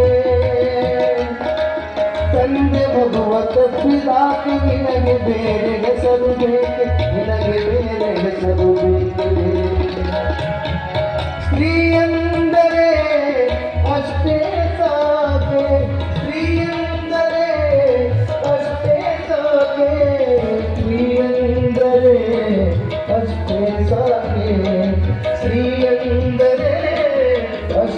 ಸಾಕೆ ಆಕಾಶದ ನೀಲಿಯಲ್ಲಿ ಚಂದ್ರ ತಾರೆ ತೊಟ್ಟಿಲಲ್ಲಿ ಬೆಳಕು ನಿಟ್ಟು ತೂಗಿದಾಗ ನಿನಗೆ ಬೇರೆ ಹೆಸರು ಬೇಕೆ ಸ್ತ್ರೀಯೆಂದರೆ ಅಷ್ಟೇ ಸಾಕೆ ಸ್ತ್ರೀಯೆಂದರೆ ಅಷ್ಟೇ ಸಾಕೆ ಸ್ತ್ರೀಯೆಂದರೆ ಅಷ್ಟೇ ಸಾಕೆ ಸ್ತ್ರೀಯೆಂದರೆ ಅಷ್ಟೇ ಸಾಕೆ ಸತಿಪತಿಗಳು ಕೂಡಿ ಬದುಕಿದಾಗ ಮನೆಯೊಳಗೆ ಯಾವಾಗ ಮನಿ ಎನಿಸ್ಕೊಳ್ತದ ಬಹಳ ದೊಡ್ಡ ದೊಡ್ಡ ಬಾಗಿಲು, ದೊಡ್ಡ ದೊಡ್ಡ ಕಿಟಕಿ, ದೊಡ್ಡ ದೊಡ್ಡ ಎಲ್ಲ ವ್ಯವಸ್ಥೆ ಇದ್ರೆ ಮನಿ ಅಂತ ಹೇಳೋದಿಲ್ಲ. ಯಾವಾಗ ಮನಿ ಆಗ್ತದಂದ್ರೆ ಗೃಹಿಣಿ ಗೃಹ ಮುಖ್ಯತೆ. ಯಾವಾಗ ಆ ಮನೆಯೊಳಗೆ ಗೃಹಿಣಿ ಇರ್ತಾಳೆ, ಗೃಹಿಣಿ ಇದ್ದ ಮನೆಯನ್ನ ಮನೆ ಅಂತ ಕರೀತಾರೆ. ಆಕೆ ಇರಲಿಲ್ಲ ಅಂದ್ರೆ ಅದಕ್ಕೆ ಮನಿ ಅಂತಾನೆ ಹೇಳೋದಿಲ್ಲ. ಆ ಕಾರಣಕ್ಕೆ ಹೆಣ್ಣು ಇಲ್ಲದ ಮನೆಯನ್ನ ಕಲ್ಪಿಸಿಕೊಳ್ಳೋದಕ್ಕೂ ಸಾಧ್ಯ ಇಲ್ಲ. ಗಂಡ ಹೇಳಿದಂತ ಹೆಂಡತಿಗೆ ಏನ್ ಮಾಡ್ತೇನೆ ನೀನು ಮನ್ಯಾಗ, ಏನ್ ತಗದ ನಂದು ಎಷ್ಟು ಆಫೀಸಿಗೆ ಹೋದ್ನಿ ಅಂದ್ರೆ ಎಷ್ಟು ಕೆಲಸ ನಂದು, ಎಷ್ಟು ಜವಾಬ್ದಾರಿ ನಂದು, ನೀ ಏನ್ ಮಾಡ್ತೀವಿ ಮನ್ಯಾಗ ಅಂತ ಅಂದತ್ ನಾವು. ಅವಾಗ ಯಾಕೆಗಳು ನಾ ಏನ್ ಮಾಡ್ತೀನಿ ಅನ್ನೋದು ಗೊತ್ತಾಗಬೇಕಾದ್ರೆ ಒಂದು ದಿವಸ ಇಲ್ಲಿ ಇರು, ಗೊತ್ತಾಗತ್ತೆ ನಿನಗೆ. ಏನಿಲ್ಲ ಕಮಾಯಿರಿ ಏನು ಮನ್ಯಾಗ ಅಂದ, ಏನು ಅದ ಒಂದಿಟ್ಟು ಬೇಯಿಸೋದು, ಅವ ಒಂದಿಟ್ಟು ತಿಕ್ಕೋದು, ಆದ್ರೆ ಮುಗಿತಲ್ಲ. ಇದಕ್ಕಿಂತ ಹೆಚ್ಚಿಂದ ಏನು ಆಯ್ತಂತ ಹೇಳಿ ಅವ ಆಫೀಸಿಗೆ ಹೋಗುತ್ತಾನ ಗಪ್ಪಿದ್ರು. ಆಫೀಸಿಗೆ ಹೋದ್ಮೇಲೆ ಏನು ಮಾಡಿದ್ರು ಅದನ್ನಷ್ಟು ಉಂಡ ತಣ್ಣಗ ಫ್ಯಾನ್ ಹಾಕೊಂಡು ಆರಾಮ್ ಮಲ್ಕೊಂಡ್ಬಿಟ್ರೆ, ತಿರುಗಿ ಬಂದು ನೋಡ್ತಾನೆ. ಮನೆಗೆ ಬಂದ, ಮುಂದಿನ ಕಂಪೌಂಡ್ ತೆಗೆದಿತ್ತು. ಯಾವ್ಯಾವ ಹೊರಗಿನ ದನಗಳು ಬಂದು ಗಿಡಗಳೆಲ್ಲ ಮೇಯಾಕೆ ಹತ್ತಿದ್ದು, ಬಾಗಲ ತೆಗೆದು ಒಳಗೆ ಬರ್ತಾನ. ಹುಡುಗರೆಲ್ಲ ಮನೆ ತುಂಬ ದನಗೆ ಇಡಿಸಿದ್ರು. ಅಡುಗೆ ಮನೆಯಾಗ ಸಾಮಾನೆಲ್ಲ ಹಂಗ ಬಿದ್ದಿದ್ದು, ಅಡುಗೆ ಮನೆ ಕಟ್ಟಿ ಎಲ್ಲ ಹೊಲಕ್ಕೆ ಹಿಡಿದಿತ್ತು. ಹುಡುಗರಂತೆ ನೋಡ್ಬಾರ್ದು, ಅವ್ರ ಆಕಾರ ಹಂಗಾಗಿತ್ತು. ಅವಾಗ ಅವನಿಗೆ ಒಂದು ಕ್ಷಣ ಮನೆಯೊಳಗೆ ನಿಲ್ಲಕ್ಕಾಗಲಿಲ್ಲ. ಇದು ಬೇಡ ಬೇಡ ಸರಿ ಅಂತ ತಿರುಗಿ ಹೊಂಟಿದ್ದ. ಅವಾಗ ಕೇಳಂತ, ಎಲ್ಲಿ ಹೊಂಟಿ, ನನಗೆ ನೋಡಕ್ಕಾಗ್ತಿದನ, ಇದೇನು ಮನಿ ಏನಿದು ಅಂತ ತಿಳ್ಕೊಂಡು ಹೇಳಿ. ಅವಾಗ ಯಾಕೆಂದ್ರು ಕೇಳಿದ್ದ ಹೋಗುವ ಹೊತ್ನ್ಯಾಗ ಮನ್ಯಾಗ ಏನು ಮಾಡ್ತೀವಿ ಅನ್ನೋದನ್ನು. ನೀವು ಆಫೀಸ್ನ್ಯಾಗ ಒಂದೀಟ್ ಏನ್ರ ಈ ಕಡೆ ಫೈಲ್ ಹಾಕೊಂಡು ಎತ್ತಿ ಇಟ್ಬಿಟ್ರೆ ನಿಮ್ಗೆ ತಗದು ಮುಗಿತಿರ್ತೈತಿ. ಆದ್ರೆ ನಮ್ದು ಹಂಗಲ್ಲ, ಇಡೀ ಮನೆಯನ್ನೇ ಪೂರ್ತಿ ಸಂಭಾಳಿಸುವಂಥವ್ರು ನಾವು ಮಾಡಿದಾಗ ಮನೆ ಎನಿಸ್ಕೊಳ್ತದ. ಇರ್ಲಿಕ್ಕಂದ್ರೆ ಇದು ಮನಿ ಅಲ್ಲ. ಈಗ ಇಷ್ಟೆಲ್ಲ ಆದ್ಮೇಲೆ ನಾ ಹೆಂಗಿರ್ಬೇಕು ಇಲ್ಲಿ ಅಂತಂದ್ರೆ, ಮುಂಜಾನೆಯಿಂದ ನಾ ಹೆಂಗದೀನಿ ಇಲ್ಲಿ, ಅರ್ಥಾತ್ ಒಂದು ನಿಮಿಷ ನಿಲ್ಲಕ್ಕಾಗೋದಿಲ್ಲ ನಿನಗಂತಂತಿ ಅಂದ ಮೇಲೆ ನಾನು ಹೆಂಗಿರ್ಬೇಕು, ಇವೆಲ್ಲವನ್ನ ಸಂಭಾಳಿಸ್ತೀವಿ ಮಾಡ್ತೀವಿ ಅಂತ ಅನ್ನೋ ಕಾರಣಕ್ಕೆ ಇದು ಮನಿ ಎನಿಸ್ಕೊಳ್ತದ. ನೋಡ್ಬೇಕು, ಒಬ್ಬೊಬ್ರು ಭಾಳ ಚಂದ ಹೇಳ್ತಿರ್ತಾರೆ. ನಾವು ಯಾರ್ದಾರ ಮನೆಗೆ ಹೋಗಿರ್ತೀವಲ್ಲ ಅವಾಗ ಹೇಳ್ತಿರ್ತಾರೆ, ಕೇಳ್ಬೇಕು, ಏನ್ರಿ ನೀವು ಕರೆ ಹೇಳಿದ್ರು ಕೇಳ್ತೀರಿ, ಸುಳ್ಳು ಹೇಳಿದ್ರು ಕೇಳ್ತೀರಿ. ನಾನು ಬರೋಕ್ಕಿಂತ ಮೊದಲು ಈ ಮನ್ಯಾಗ ಏನೇನೂ ಇದ್ದಿದ್ದಿಲ್ಲ, ಏನೂ ಇರಲಿಲ್ಲ. ತೊಳೆದು ಬಟ್ಲು ಇದ್ದಂಗೆ ಇರ್ತಿವ್ರ ಮನೆ. ನಾ ಏನು ಕಾಲು ಹಾಕಿನಿ, ಈ ಮನ್ಯಾಗ ಕಾಲು ಇಟ್ನಿ, ನನ್ನ ಕಾಲುಗುಣ ನೋಡಿ ಚಂದ, ನನ್ನ ಕಾಲುಗುಣ. ನಂಗೇನು ಗೊತ್ತ್ರಿ, ಇದ್ದದ್ದು ಬಿಟ್ಟದ್ದು ಇರ್ಬೇಕು ಬಿಡ್ರಿ ಅಂತಂದೆ. ಸ್ವಲ್ಪ ಮುಂದೆ ಹೋದ ಕೂಡಲೇ ಅವ ಮನೆಯೊಳಗೆ ಕೆಲಸ ಮಾಡೋ ಆಳು ಮನುಷ್ಯ ಬಂದ. ಅವ ಅಂದ, ಏನು ಇರ್ಲಿಲ್ಲ ಗುರುಗಳು, ಮೊದಲ ಎಂದ ನಾ ಇಲ್ಲಿ ದುಡಿಯಾಕ ಬನ್ನಿ, ನಾ ದುಡಿದು ನನ್ನ ಕಾಲುಗುಣದಿಂದ ಈ ಮನೆ ಇಷ್ಟೆಲ್ಲ ಚಂದ ಆತ್ ನೋಡ್ರಿ ಅಂತ ಅವ್ನು ಹೇಳಿದೆ. ಆಯ್ತು ಬಿಡುವತ್ತಂತಂದೆ. ಎಲ್ಲ ಮುಗಿದ ಮೇಲೆ ಕರ್ಕೊಂಡು ತೋರ್ಸಾಕತ್ತಿಲ್ಲ ಮನಿ ಮಾಲಕ್. ಅವ ಅಡ್ಡಾಡಿ ತೋರಿಸಿದ. ನಮ್ಮ ಅಪ್ಪಿರು ತನಕ ಏನು ಇರ್ಲಿಲ್ಲ ಗುರುಗಳ, ನನ್ನ ಕೈಯಾಗಿ ಏನು ಬಂತು, ಈ ಮನಿ ಒಂದಿದ್ದದ್ದು 2 ಮಾಡಿ, 2 ಇದ್ದದ್ದು 4 ಮಾಡಿ, ಇಷ್ಟೆಲ್ಲ ನಾ ಬೆಳೆಸಿನಿ ಅಂತ ಅವ್ನು ಹೇಳಿದೆ. ಇಷ್ಟು ಮಂದಿಯಾಗಿ ಯಾರು ಬರ್ತಾರೆ ಏನು ಬಂತು. ಇಷ್ಟೆಲ್ಲ ಮುಗಿದ ಕೂಡಲೇ ಆ ಹುಡುಗೊಪ್ಪಿದ್ದ. ಅವಂದ, ನಮ್ಮ ಅಪ್ಪನು ಹೇಳ್ತಾನೆ, ನಮ್ಮ ಅವ್ವ ಹೇಳ್ತಾಳ, ಆದ್ರೆ ನಮ್ಮ ಅಜ್ಜಿ ನಮ್ಮ ಆಯಿ ಹೇಳ್ತಾಳ, ನಾ ಹುಟ್ಟಿದ ಮೇಲೆ ನನ್ನ ಕಾಲುಗುಣದಿಂದ ಮನಿ ಬೆಳೀತೀರಿ ಅಂತ ಹೇಳಿ ಅವ್ನು ಹೇಳಿದೆ. ಮತ್ತೆ ನನ್ನ ಕಾಲುಗುಣ ತಗೊಂಡು ಏನ್ ಮಾಡೋದು? ಇಷ್ಟು ಮಂದಿ ಕಾಲುಗುಣ ಮನೆಯಾಗಿರೋ ಹೊತ್ನಾಗ ನಾವು ಕಾಲು ಹಾಕಿ ಈ ಮನೆಯಾಗ ಮಾಡೋದೇನೈತಿ? ಅದ್ರ ಅರ್ಥ ಇಲ್ಲಿ ಹೆಣ್ಣು ಏನು ಮಾಡ್ತಾಳೆ ಅಂತನ್ನುವಂಥ ಪ್ರಶ್ನೆಯನ್ನ ಕೇಳುವಂಥವ್ರು. ಬಹುಶಃ ಮಣಿ ಪರಿಪೂರ್ಣವಾಗುವುದು ಹೆಣ್ಮಕ್ಕಳ ಮನಸ್ಸು ಮಾಡಿದರೆ. ಒಂದು ಮಾತು ನೀವು ಬರೆದಿಟ್ಕೊಡ್ರಿ, ಯಾವ ಹೆಣ್ಮಗಳು ಸಂಪೂರ್ಣ ಸಂತೋಷದಿಂದ ಆತ್ಮ ಸಂತೋಷದಿಂದ ಮಣಿಯನ್ನ ಬೆಳೆಸಬೇಕು ಅಂತ ನಿಂತಳಂದ್ರೆ ಖಂಡಿತವಾಗ್ಲೂ ಆ ಮಣಿ ಬಹಳ ಎತ್ತರಕ್ಕೆ ಹೋಗ್ತದೆ. ಒಂದು ವೇಳೆ ಇದನ್ನು ಮುಳುಗಿಸ್ಬೇಕು ಅಂತ ನಿಂತಳಂದ್ರೆ ಮುಳುಗಿಸ ಕೈ ಬಿಡುತ್ತಾರೆ, ಎರಡು ಮಾತಿಲ್ಲ. ಆ ಕಾರಣಕ್ಕೆ ಇವತ್ತ ಹೆಣ್ಣನ್ನ ಬಹಳ ನಿಕೃಷ್ಟವಾಗಿ ಬಹಳ ಕೀಳಾಗಿ ಕಾಣುವಂಥ ಪ್ರವೃತ್ತಿ ಏನಿದೆ ಒಳ್ಳೆಯದಲ್ಲ. ಬಸವಣ್ಣ ಏನಂತಾನೆ, ಅಕ್ಕನಾಗಮ್ಮ ಆಕೆಗಿಲ್ಲಾದಂಥ ಸಂಸ್ಕಾರ, ಇಡೀ ಆಕೆಯಲ್ಲಿ ನಾನು ಶೂದ್ರಳಾಗಿತ್ತು, ನಾನೊಬ್ಬನೇ ಇಲ್ಲಿ ಧರ್ಮಿಷ್ಠನಾಗುವಂತಹದ್ದು, ಸಂಸ್ಕಾರ ಪಡೆಯುವಂತಹದ್ದು ಎಂದಿಗೂ ಒಳ್ಳೆಯದಲ್ಲ ಅಂತಕ್ಕಂಥದ್ದು. ಬಹಳಷ್ಟು ಕಲ್ಪಿತವನ್ನ ಭೇದಗಳನ್ನು ಕಲ್ಪಿಸ್ಕೊತೀವಿ ನಾವು, ಬಹಳಷ್ಟು ಭೇದಗಳನ್ನು ಕಲ್ಪಿಸ್ಕೊಳ್ತೀವಿ ಅಂತಿರ್ತಾರೆ ನೋಡ್ರಿ. ಸಾಮಾನ್ಯವಾಗಿ ಸಂಚಿ ಹೊನ್ನಮ್ಮ ಅಂತ ಒಬ್ಬ ಹೆಣ್ಮಗಳು ಹೇಳ್ತಾಳೆ, ಏನಂತ, ಪೆಣ್ಣು ಪೆಣ್ಣೆಂದೇಕೆ ಹೀಗಳೆವರು ಕಣ್ಣು ಕಾಣದ ಗಾವಿಲ್ಲರು ಅಂತ ಹೇಳಿ. ಹೆಣ್ಣು ಹೆಣ್ಣು ಅಂತ ಹೇಳಿ ಹೀಗಳಿತಾರಲ್ಲ, ಕೀಳು ಅಂತ ನೋಡ್ತಾರಲ್ಲ, ಯಾಕೆ ಹಿಂಗೆ ಮಾಡ್ತಾರ? ಕಣ್ಣು ಕಾಣದ ಗಾವಿಲ್ಲರು, ಕೆಟ್ಟವಳು ಪೆಣ್ಣಲ್ಲವೇ, ನಿಮ್ಮನ್ನ ತೊರೆಯುವವಳು ಪೆಣ್ಣಲ್ಲವೇ ಅಂತ ಪ್ರಶ್ನೆ ಮಾಡ್ತಾಳೆ. ಹೆಣ್ಣು ಕೀಳು ಅನ್ನೋದಾದ್ರೆ ನಿನಗೆ ಜನ್ಮ ಕೊಟ್ಟವರು ಯಾರು? ನಿನ್ನನ್ನ ಸಾಕಿ ಸಲುಹಿ ದೊಡ್ಡವರನ್ನ ಮಾಡಿದ್ಯಾರು? ಆ ಹೆಣ್ಣೆ ಇರುದಿದ್ರೆ ನೀ ಎಲ್ಲಿರ್ತಿದ್ದಿ? ಎಷ್ಟು ಚಂದ ಪ್ರಶ್ನೆ ಮಾಡ್ತಾಳೆ ಸಂಚಿ ಹೊನ್ನಮ್ಮ. ಹದಿಬರಿಯ ಧರ್ಮ ಅಂತ ಹೇಳಿ ಆ ಗ್ರಂಥದೊಳಗೆ ಆಕೆ ಪ್ರಶ್ನೆ ಮಾಡ್ತಾಳೆ. ಅದರ ಅರ್ಥ ಹೆಣ್ಣನ್ನ ಕೀಳಾಗಿ ನೋಡುವಂಥ ಭಾವನೆ ಸರ್ವತಾ ಸಲ್ಲದು ಅಂತಕ್ಕಂಥ ಮಾತು. ಒಂದು ಮಾತು ಬಹಳ ಪ್ರಚಲಿತದೊಳಗದ, ಇಲ್ಲಿ ಐತೆ ಇಲ್ಲೋ ಗೊತ್ತಿಲ್ಲ, ನಾವು ಗಂಡು ಹುಟ್ಟಿದ್ರೆ ಎಲ್ಲರಿಗೂ ಪೇಡೆ ಹಂಚ್ತೀವಿ, ಹೆಣ್ಣು ಹುಟ್ಟಿದರೆ ಜಿಲೇಬಿ. ಅಂದ್ರೆ ಈಗ ಐತೆ ಅನ್ನಂಗೆ ಆತರ ಪದ್ಧತಿ. ನಾ ಇರಾಕಿ ಲಕ್ ಮಾಡಿದ್ದೆ. ಹೆಣ್ಣು ಹುಟ್ಟಿದ್ರೆ ಜಿಲೇಬಿ ಕೊಡೋದು, ಗಂಡು ಹುಟ್ಟಿದ್ರೆ ಪೇಡೆ ಕೊಡೋದು. ಅದ್ರ ಮೇಲೆ ತಿಳ್ಕೊಬೇಕಂತ. ಹಿಂಗೆ ಯಾಕೆ ಅಂತ ನಾನು ಕೇಳಿದೆ. ಪೇಡೆ ತೊಗೊಂಡವ್ರಿಗೆ ಗೊತ್ತಾಗ್ತದ್ರಿ ಗಂಡು ಹುಟ್ಟ್ಯದ ಅಂತ ಹೇಳಿ, ಜಿಲೇಬಿ ತೊಗೊಂಡವ್ರಿಗೆ ಗೊತ್ತಾಕತಿ ಹೆಣ್ಣು ಹುಟ್ಟ್ಯದ.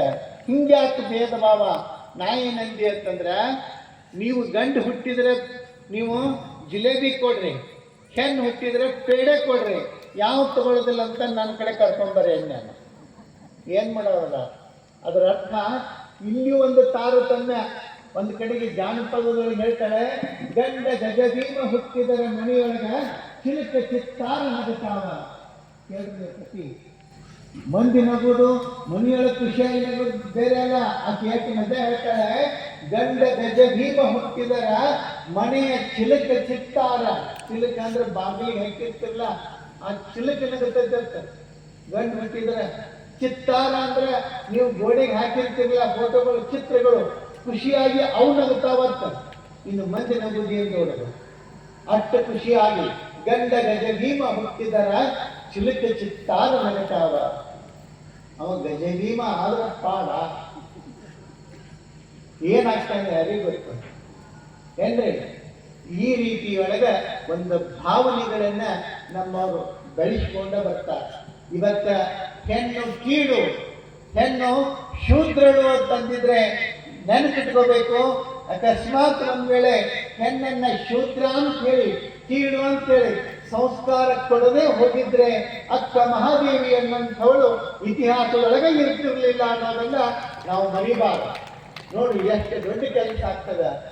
ಹೆಣ್ಣನ್ನ ಗೌರವಿಸುವಂತಾತು, ಹೆಣ್ಣಿಗೆ ಸಮಾನ ಭಾವನೆಯಿಂದ ಸ್ಥಾನಮಾನದಿಂದ ನೋಡತಕ್ಕಂಥ ವ್ಯವಸ್ಥೆ ಬಂತು ಅಂತೇಳಿ ಬಸವಣ್ಣ ಅಂತ ತೀರ್ಮಾನವನ್ನು ತಗೊಂಡ ಅಂತೇಳಿ ಎಷ್ಟು ಅದ್ಭುತವಾದ ವ್ಯವಸ್ಥೆಯನ್ನು ನಾವು ನೋಡೋದಕ್ಕೆ ಸಾಧ್ಯ ಆಯ್ತಲ್ಲ.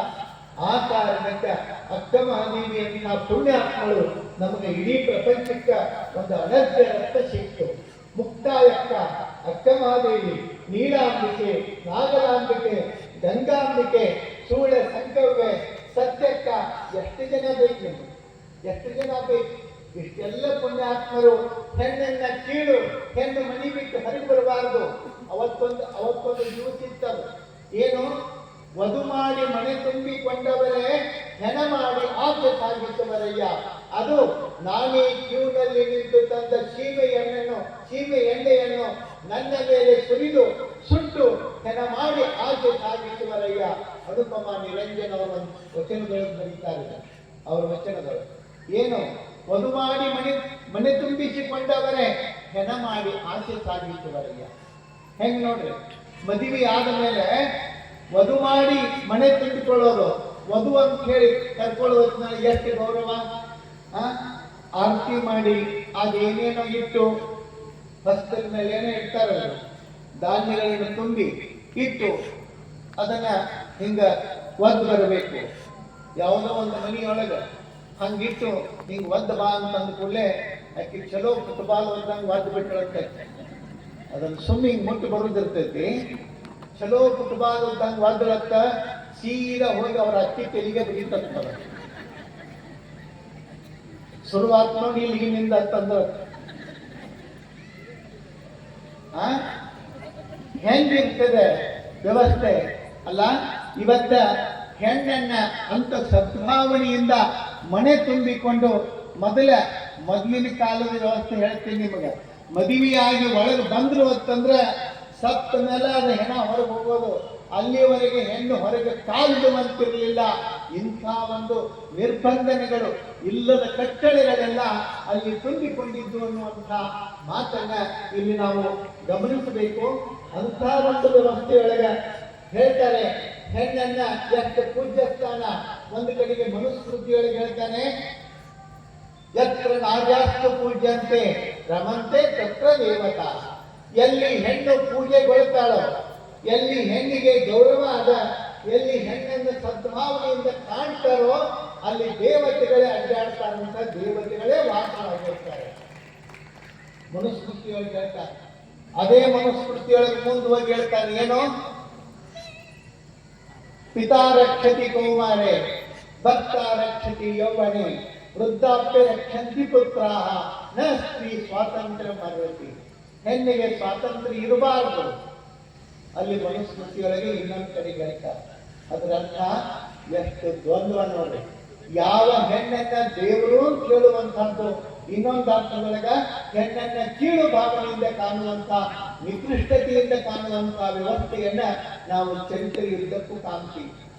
ನೋಡಿ, ಒಂದು ಹೆಣ್ಣನ್ನ ಇಟ್ಟುಕೊಂಡು ಪಗಡಿ ಆಟಕ್ಕೆ ಹೆಣ್ಣನ್ನ ಹಚ್ಚಿ ಪಗಡಿ ಆಡ್ತಾರೆ ಅಂತಂದ್ರೆ ಎಷ್ಟು ಕನಿಷ್ಠವಾಗಿ ಕಂಡಿರ್ಬೇಕು. ಹೊಲ ಹಚ್ಚೋದನ್ನ ಕೇಳ್ತೀವಿ, ಮನಿ ಹಚ್ಚೋದನ್ನ ಕೇಳ್ತೀವಿ, ಸಂಪತ್ತು ದುಡ್ಡು ಬೆಳ್ಳಿ ಬಂಗಾರಗಳನ್ನು ಹಚ್ಚಿ ಆಡೋದನ್ನು ಕೇಳ್ತೀವಿ.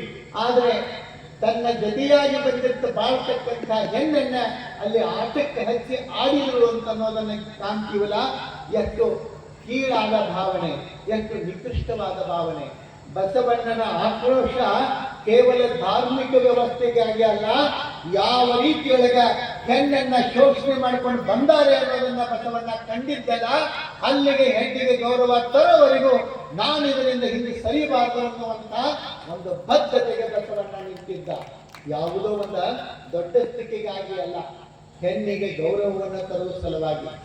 ನೋಡ್ರಿ, ಅಕ್ಕನಾಗಮ್ಮ ಯಾವಾಗ ಬಸವಣ್ಣನ ಬೆನ್ನಿಗೆ ನಿಲ್ತಾಳೆ, ಬಸವಣ್ಣನ ಬೆನ್ನ ಹಿಂದೆ ಬಂದು ನಿಲ್ತಾಳೆ, ಅವತ್ತಿಗೆ ಬಸವಣ್ಣನ ಜೊತೆಗೆ ಅಕ್ಕನಾಗಮ್ಮನ ಇಬ್ರು ಕೂಡಿಕೊಂಡು ಒಂದು ತೀರ್ಮಾನಕ್ಕೆ ಬರ್ತಾರೆ. ಬಾಗೇವಾಡಿಯೊಳಗೆ ಇರುವವರಿಗೂ ಇದು ತಪ್ಪಿದ್ದಲ್ಲ ಕರ್ಮ. ಬಾಗೇವಾಡಿಯೊಳಗೆ ಇರುವವರಿಗೂ ಈ ಕರ್ಮ ತಪ್ಪಿದ್ದಲ್ಲ, ನಾವಿಲ್ಲಿಂದ ಹೊರಡಬೇಕು ಅನ್ನುವಂತ ತೀರ್ಮಾನವನ್ನು ತಗೊಳ್ತಾರೆ. ಎಲ್ಲಿಂದ? ಬಾಗೇವಾಡಿಯಿಂದ. ಎಲ್ಲಿಗೆ ಹೋಗ್ಬೇಕು, ಮುಂದೆ ಎಲ್ಲಿಗೆ ಹೋಗ್ಬೇಕು ಅನ್ನುವಂಥ ಆಲೋಚನೆ ಬಂದಾಗ ಬಸವಣ್ಣನ ಮನಸ್ಸಿನೊಳಗ ಒಂದು ಆಸೆ ಕಟ್ಟಿತಿರ್ತದ, ಒಂದು ಜೀವ ಎಳಿತಿರ್ತದ. ಆ ಕ್ಷೇತ್ರ ಬೇರೆ ಯಾವುದೂ ಅಲ್ಲ, ಕಪ್ಪಡಿಯ ಸಂಗಮನಾಥನ ಸನ್ನಿಧಿಗೆ ಹೋಗುವುದು, ಕೂಡಲ ಸಂಗಮಕ್ಕೆ ಹೋಗುವುದು ಅನ್ನುವಂಥ ತೀರ್ಮಾನವನ್ನ ಇಬ್ರು ಅಕ್ಕ ತಮ್ಮ ಇಬ್ರು ಕೂಡಿ ತಗೊಳ್ತಾರೆ. ಬಹುಶಃ ಬದುಕಿನೊಳಗೆ ಬೇರೆ ಬೇರೆ ಪ್ರಸಂಗದೊಳಗ ನೀವು ಅಕ್ಕ ತಮ್ಮ ಅಂಥವರನ್ನ ಒಂದು ಜೋಡಿಯನ್ನ ಕಾಣ್ತೀರಿ ನೀವು. ಆದರೆ ಬಸವಣ್ಣನ ಅಕ್ಕ, ಬಸವಣ್ಣನಿಗೆ ಅಕ್ಕನಾಗಿರ್ತಕ್ಕಂಥ ಅಕ್ಕನಾಗಲಾಂಬಿಕೆ, ತಮ್ಮನಾಗಿರ್ತಕ್ಕಂಥ ಬಸವಣ್ಣ ಇಡೀ ನಮ್ಮ ನಾಡಿನೊಳಗ ಒಂದು ಅತ್ಯದ್ಭುತವಾದ ಹೊಸತನವನ್ನ, ಹೊಸ ಧರ್ಮದ ಪರಿಕಲ್ಪನೆಯನ್ನ ಹುಟ್ಟು ಹಾಕಿದ್ದೇ ಈ ಇಬ್ಬರು ಅನ್ನೋದನ್ನ ನಾವು ಮರಿಬಾರದು. ಅಂಥ ದೊಡ್ಡದಾಗಿರ್ತಕ್ಕಂಥ ಕಾರ್ಯವನ್ನು ಮಾಡುವ ಮೂಲಕ ಇಬ್ಬರು ತೀರ್ಮಾನವನ್ನು ತಗೊಳ್ತಾರೆ. ಮನೆ ಬಿಟ್ಟು ಹೊರತಕ್ಕಂಥದ್ದು. ಬಹುಶಃ ಬಹಳ ಜನ ಮನೆ ಬಿಟ್ಟು ಹೋಗ್ಯಾರ, ಮನೆ ಬಿಟ್ಟು ಹೋಗಿರ್ತಕ್ಕಂಥ ಪ್ರಸಂಗಗಳು ಬಹಳ ಅದಾವ. ಆದರೆ ಮನೆ ಬಿಟ್ಟು ಹೋದಂಥ ಎಲ್ಲ ಗಳಿಗೆಗಳು ಹಂಗಿರೋದಿಲ್ಲ. ನೋಡ್ರಿ ನೀವು, ವಿವೇಕಾನಂದ ಮನೆ ಬಿಡ್ತಾರೆ, ಅಕ್ಕ ಮಹಾದೇವಿ ಮನೆ ಬಿಡ್ತಾಳೆ, ಅಲ್ಲಮ ಮನೆ ಬಿಡ್ತಾನೆ. ಈ ಎಲ್ಲ ಪುಣ್ಯಾತ್ಮರು ಮನೆ ಬಿಟ್ಟು ಹೊರಡ್ತಾರೆ. ಹೆಂಗ ಮನೆ ಬಿಡ್ತಾರೆ ಅಂತಂದ್ರೆ ಕವಿ ಹೇಳ್ತಾನೆ, ಕಾಗೆ ಮನೆಯಿಂದ ಹೊರಟ ಕೋಗಿಲೆ ಅಂದದಿ. ಎಷ್ಟು ಚಂದ ಮಾತು ಬರೀತಾರೆ. ಕಾಗೆ ಮನೆಯಿಂದ ಹೊರಟ ಕೋಗಿಲೆ ಅಂದದಿ. ನಿಮಗೆ ಗೊತ್ತಿರ್ಬೇಕಿದು. ಕಾಕ ಕೃಷ್ಣ ಪಿಕ ಕೃಷ್ಣ ಕಹಾ ಭೇದ ಅಂತ ಹೇಳ್ತಾರೆ. ಕಾಗಿ ಕೋಗಿಲೆ ನೋಡಕ್ಕೆ ಎರಡು ಒಂದೇ ಇರ್ತಾವ, ಏನು ವ್ಯತ್ಯಾಸ ಇರೋದಿಲ್ಲ, ಎರಡು ಒಂದೇ ಇರ್ತಾವ. ಆದ್ರೆ ಒಂದು ವಿಶೇಷ ಏನು, ಕಾಗೆಗೆ ಮ್ಯಾಥ್ಸ್ ಬರೋದಿಲ್ಲ, ಮತ್ತು ಉಳಿಸಿದ್ದು ಓದ್ಯಾವಣ್ರಿ ಅಂತೀರಿ ನೀವು. ಕಾಗೆಗೆ ಮ್ಯಾಥ್ಸ್ ಬರೋದಿಲ್ಲ. ಆ ಕಾಗೆ ಮರಿಗಳನ್ನ ಹಾಕಿದಾಗ ಕೋಗಿಲೆ ಏನ್ ಮಾಡ್ತದ, ಕೋಗಿಲೆ ಮನಿ ಕಟ್ಟೋದಿಲ್ಲ, ಪ್ರಪಂಚ ಮಾಡೋದಿಲ್ಲ, ಅದು ಬೇರೆ ಸಪ್ರೇಟ್ ಆಗಿ ಏನ್ ಬದುಕೋದಕ್ಕೆ ವ್ಯವಸ್ಥೆ ಮಾಡ್ಕೊಳ್ಳೋದಿಲ್ಲ. ಕೋಗಿಲೆ ಏನ್ ಮಾಡ್ತದ ಅಂದ್ರೆ ಕಾಗಿ ಮನೆಯೊಳಗೆ ಹೋಗಿ ಗೂಡಿನೊಳಗೆ ಮೊಟ್ಟೆ ಇರ್ತದ. ಆ ಕಾಗಿಗೆ ಗೊತ್ತಿಲ್ಲ ಇವು ನನ್ನು ಅಲ್ಲ ಅನ್ನೋದು ಗೊತ್ತಿರುವುದಿಲ್ಲ, ಇವು ನನ್ನುವ ಅಂತ ತಿಳ್ಕೊಂಡು ಆ ಮೊಟ್ಟೆಗಳಿಗೆ ಕಾವು ಕೊಡ್ತದ, ಆ ಮರಿ ಮಾಡ್ತದ. ಮೊಟ್ಟೆಗಳು ಆ ಕಾಗೆ ಮೊಟ್ಟೆಗಳನ್ನು ಹೊರಗೆ ಮರಿ ಹೊರಗೆ ಬರ್ತಾವಲ್ಲ, ಅದನ್ನ ಹೊರಗೆ ಬಂದಾಗ ನೋಡಾಕ ಕಾಗಿ ಮರಿಗತೆನೆ ಇರ್ತಾವ, ಕಾಗಿ ಮರಿಗತೆನೆ ಇರ್ತಾವ. ಕಾಗಿ ಗೊತ್ತಾಗೋದಿಲ್ಲ ಇವು ನನ್ನುವ ಮರಿ ಅಂತ ಹೇಳಿ ಅದು ಇದನ್ನ ಜೋಪಾನ ಮಾಡ್ತದ. ಕಾಗೆಗೆ ಪರಪುಟ್ಟ ಅಂತ ಹೆಸರದ.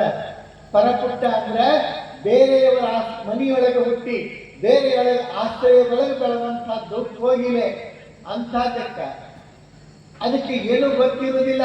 ಅಂಥ ಕೋಗಿಲೆಗೆ ಆ ಮರಿಗಳಿಗೆಲ್ಲವಕ್ಕೂ ಗುಟ್ಟಕ್ಕೆ ಹಾಕ್ತದ. ಕಾಗೆ ಕಾಕ ಅಂದ್ಕೊಳ್ಳೆ ಕಾಗಿ ಮರಿಗಳೆಲ್ಲ ಕಾಕ ಅಂತ ಅದರ ಕಟ್ತಾವ.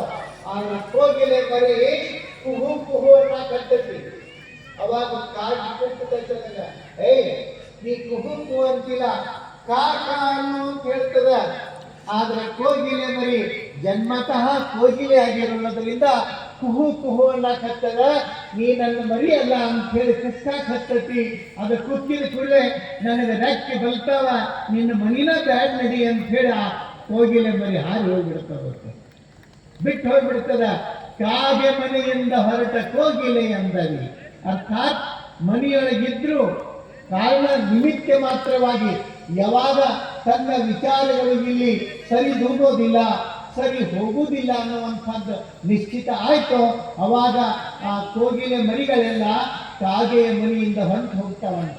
ಹಂಗ ಬಸವಣ್ಣ ಅಕ್ಕನಾಗಾಂಬಿಕೆ ಏನ್ ಮಾಡ್ತಾರೆ, ಇಂಥ ಒಂದು ವ್ಯವಸ್ಥೆಯನ್ನ ವಿರೋಧಿಸಿ ಅವರಿಬ್ಬರ ಅಪೇಕ್ಷೆ ಒಂದೇ, ಸಮಾನ ಚಿಂತನೆ ಇತ್ತು. ಏನದು, ಎಂಥ ಚಿಂತನೆ ಅಂದ್ರೆ ಹೆಣ್ಣಿಗೆ ಗಂಡಿಗೆ ಸಮಾನವಾದ ಧಾರ್ಮಿಕ ಅವಕಾಶ ಇರಬೇಕು, ಸಮಾನವಾದ ಚಿಂತನೆ ಇರಬೇಕು, ಸಮಾನವಾದ ವೇದಿಕೆ ಇರಬೇಕು ಅನ್ನುವಂಥ ಕಲ್ಪನೆಯನ್ನು ಅವರು ಬೆಳೆಸ್ಕೊತಾರೆ. ನೆನಪಿಟ್ಕೊಡ್ರಿ, ಇಡೀ ವ್ಯವಸ್ಥೆಯೊಳಗ, ಇಡೀ ಪ್ರಪಂಚದ ಎಲ್ಲಾ ಧರ್ಮದೊಳಗ ಹೆಣ್ಣನ್ನ ಎರಡನೇ ಸ್ಥಾನದೊಳಗಿಟ್ಟು ನೋಡ್ತಾರೆ, ಎರಡನೇ ಸ್ಥಾನದೊಳಗಿಟ್ಟು ನೋಡ್ತಾರೆ ಹೆಣ್ಣನ್ನ ಪ್ರಪಂಚದ ಬಹುತೇಕ ಧರ್ಮಗಳೊಳಗ. ಆದ್ರ ಲಿಂಗಾಯತ ಧರ್ಮದೊಳಗ ಮಾತ್ರ ಹೆಣ್ಣಿಗೆ ಗಂಡಿಗೆ ಎಷ್ಟು ಸ್ಥಾನ ಇದೆ, ಹೆಣ್ಣಿಗೂ ಅದೇ ಸಂಸ್ಕಾರವನ್ನು ಕೊಡ್ತಕ್ಕಂಥ ಧರ್ಮ ಅದು ಲಿಂಗಾಯತ ಧರ್ಮ ಅನ್ನೋದು ಬಹಳ ಹೆಮ್ಮೆ, ಅಭಿಮಾನ ಪಡುವಂತಹ ಸಂಗತಿ.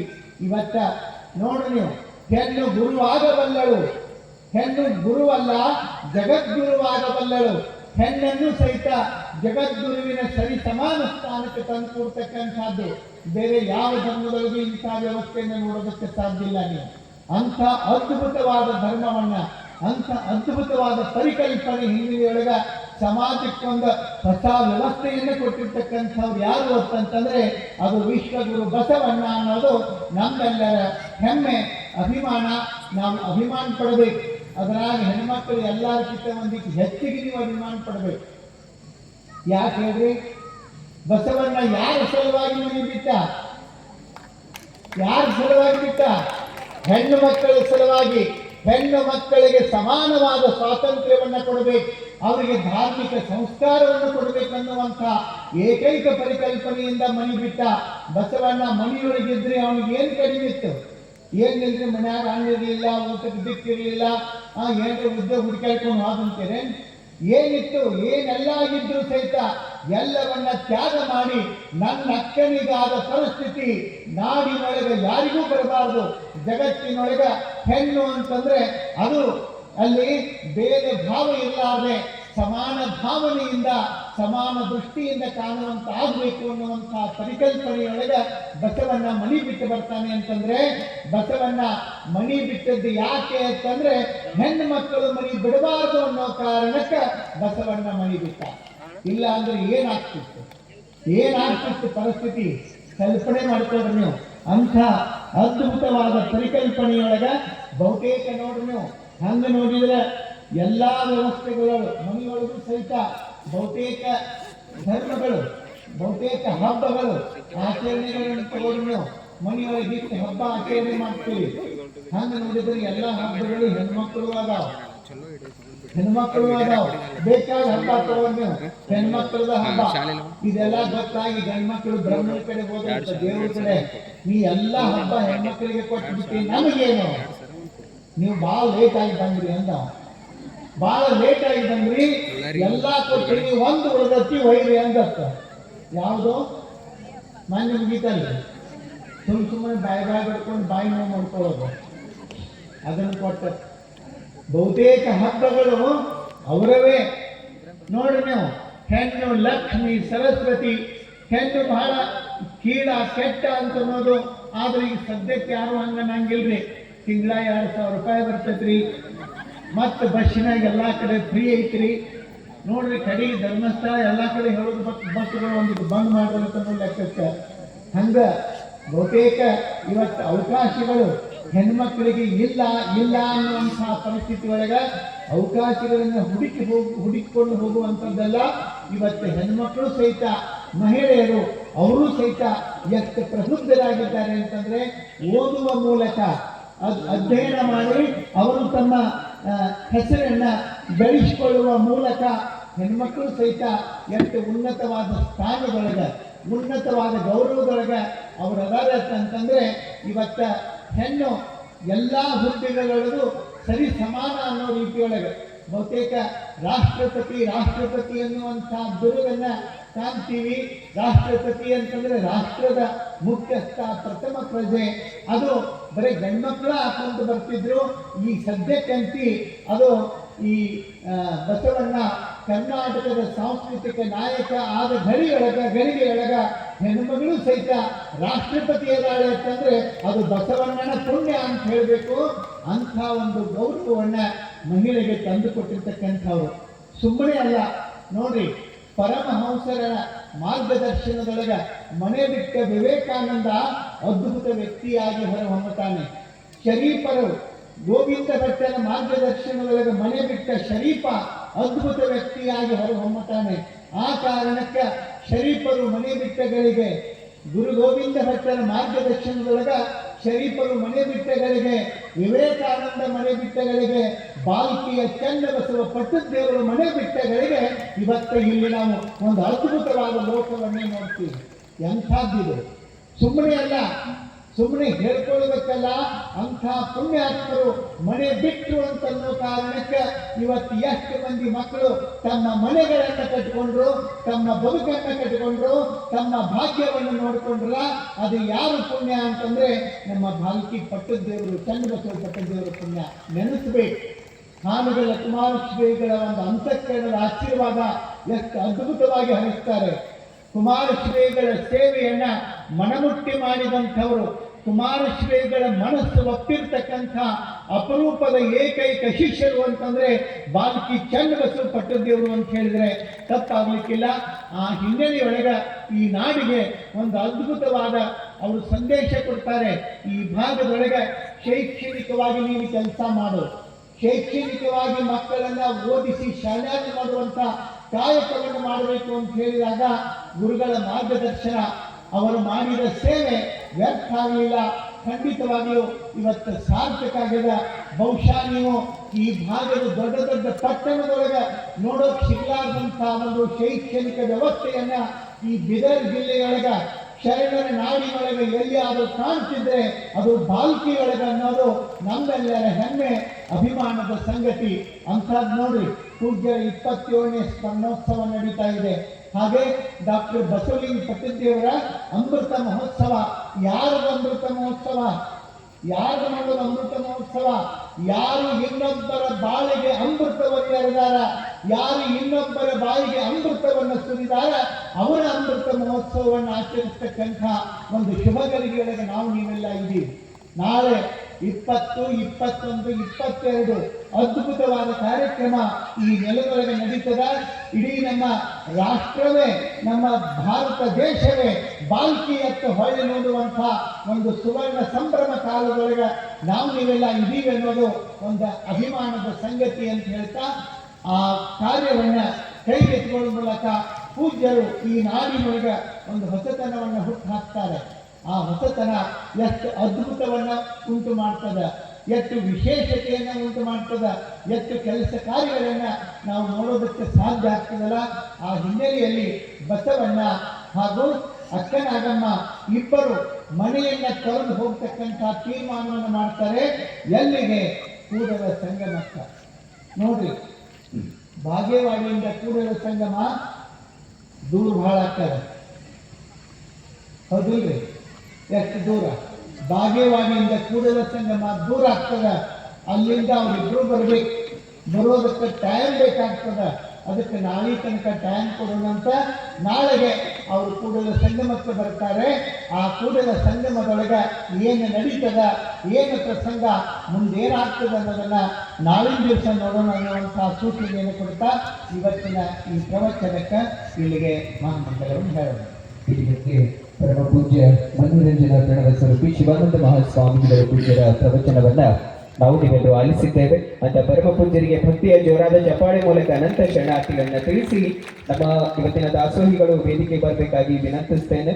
ನಮ್ಮ ಶರಣೆ ಶಶಿಕಲಾ ಅಶೋಕ್ ವಾಲೆ ದಂಪತಿಗಳು ವೇದಿಕೆ ಬರಬೇಕಾಗಿ ತಮ್ಮಲ್ಲಿ ಕೇಳ್ಕೊಳ್ತಾ ಪೂಜ್ಯರಿಂದ ಅವರಿಗೆ ಇದೀಗ ಆಶೀರ್ವಾದ ಮಾಡಲಾಗುತ್ತೆ. ಜೊತೆಗೆ ಪ್ರತಿನಿತ್ಯ ನಮ್ಮ ಸಂಗೀತ ಕಲಾವಿದರು ಬಹಳ ಅರ್ಥಪೂರ್ಣವಾಗಿರುವ ಹಾಡುಗಳನ್ನ, ವಚನ ಸಂಗೀತವನ್ನ ಹಾಡ್ತಾ ಇದ್ದಾರೆ. ಸಂಗಮೇಶ್ ಪಾಟೀಲ್ ಸರ್ ಮತ್ತು ತೋಟೇಂದ್ರ ಕುಮಾರ್ ಅವರು ಇರುವರಿಗೂ ಇವತ್ತು ನಮ್ಮ ಈ ಒಳ್ಳೆ ರೀತಿಯಿಂದ ದಾಸೋಹ ಸೇವೆ ನಡಿಬೇಕಾದ್ರೆ ಅಲ್ಲಿ ಒಂದು ಪ್ರಸಾದ ವ್ಯವಸ್ಥೆ ಸಮಿತಿ, ದಾಸೋಹ ಸೇವೆ ಸಮಿತಿ ಅಧ್ಯಕ್ಷರಾಗಿ ನಮ್ಮ ಚಂದ್ರಕಾಂತ್ ಪಾಟೀಲ್ ಸರ್ ಅವರನ್ನ ಎಲ್ಲರೂ ಆಯ್ಕೆ ಮಾಡಿರ್ತಕ್ಕಂಥದ್ದು. ಅವರು ತಮಗೆ ಇರುವರ ಕಲಾವಿದರಿಗೂ ಕಾಣಿಕೆಯನ್ನ ಕೊಟ್ಟಿದ್ದಾರೆ. ತಾವು ಸ್ವೀಕರಿಸಬೇಕಾಗಿ ವಿನಂತಿ ಮಾಡ್ತೇವೆ.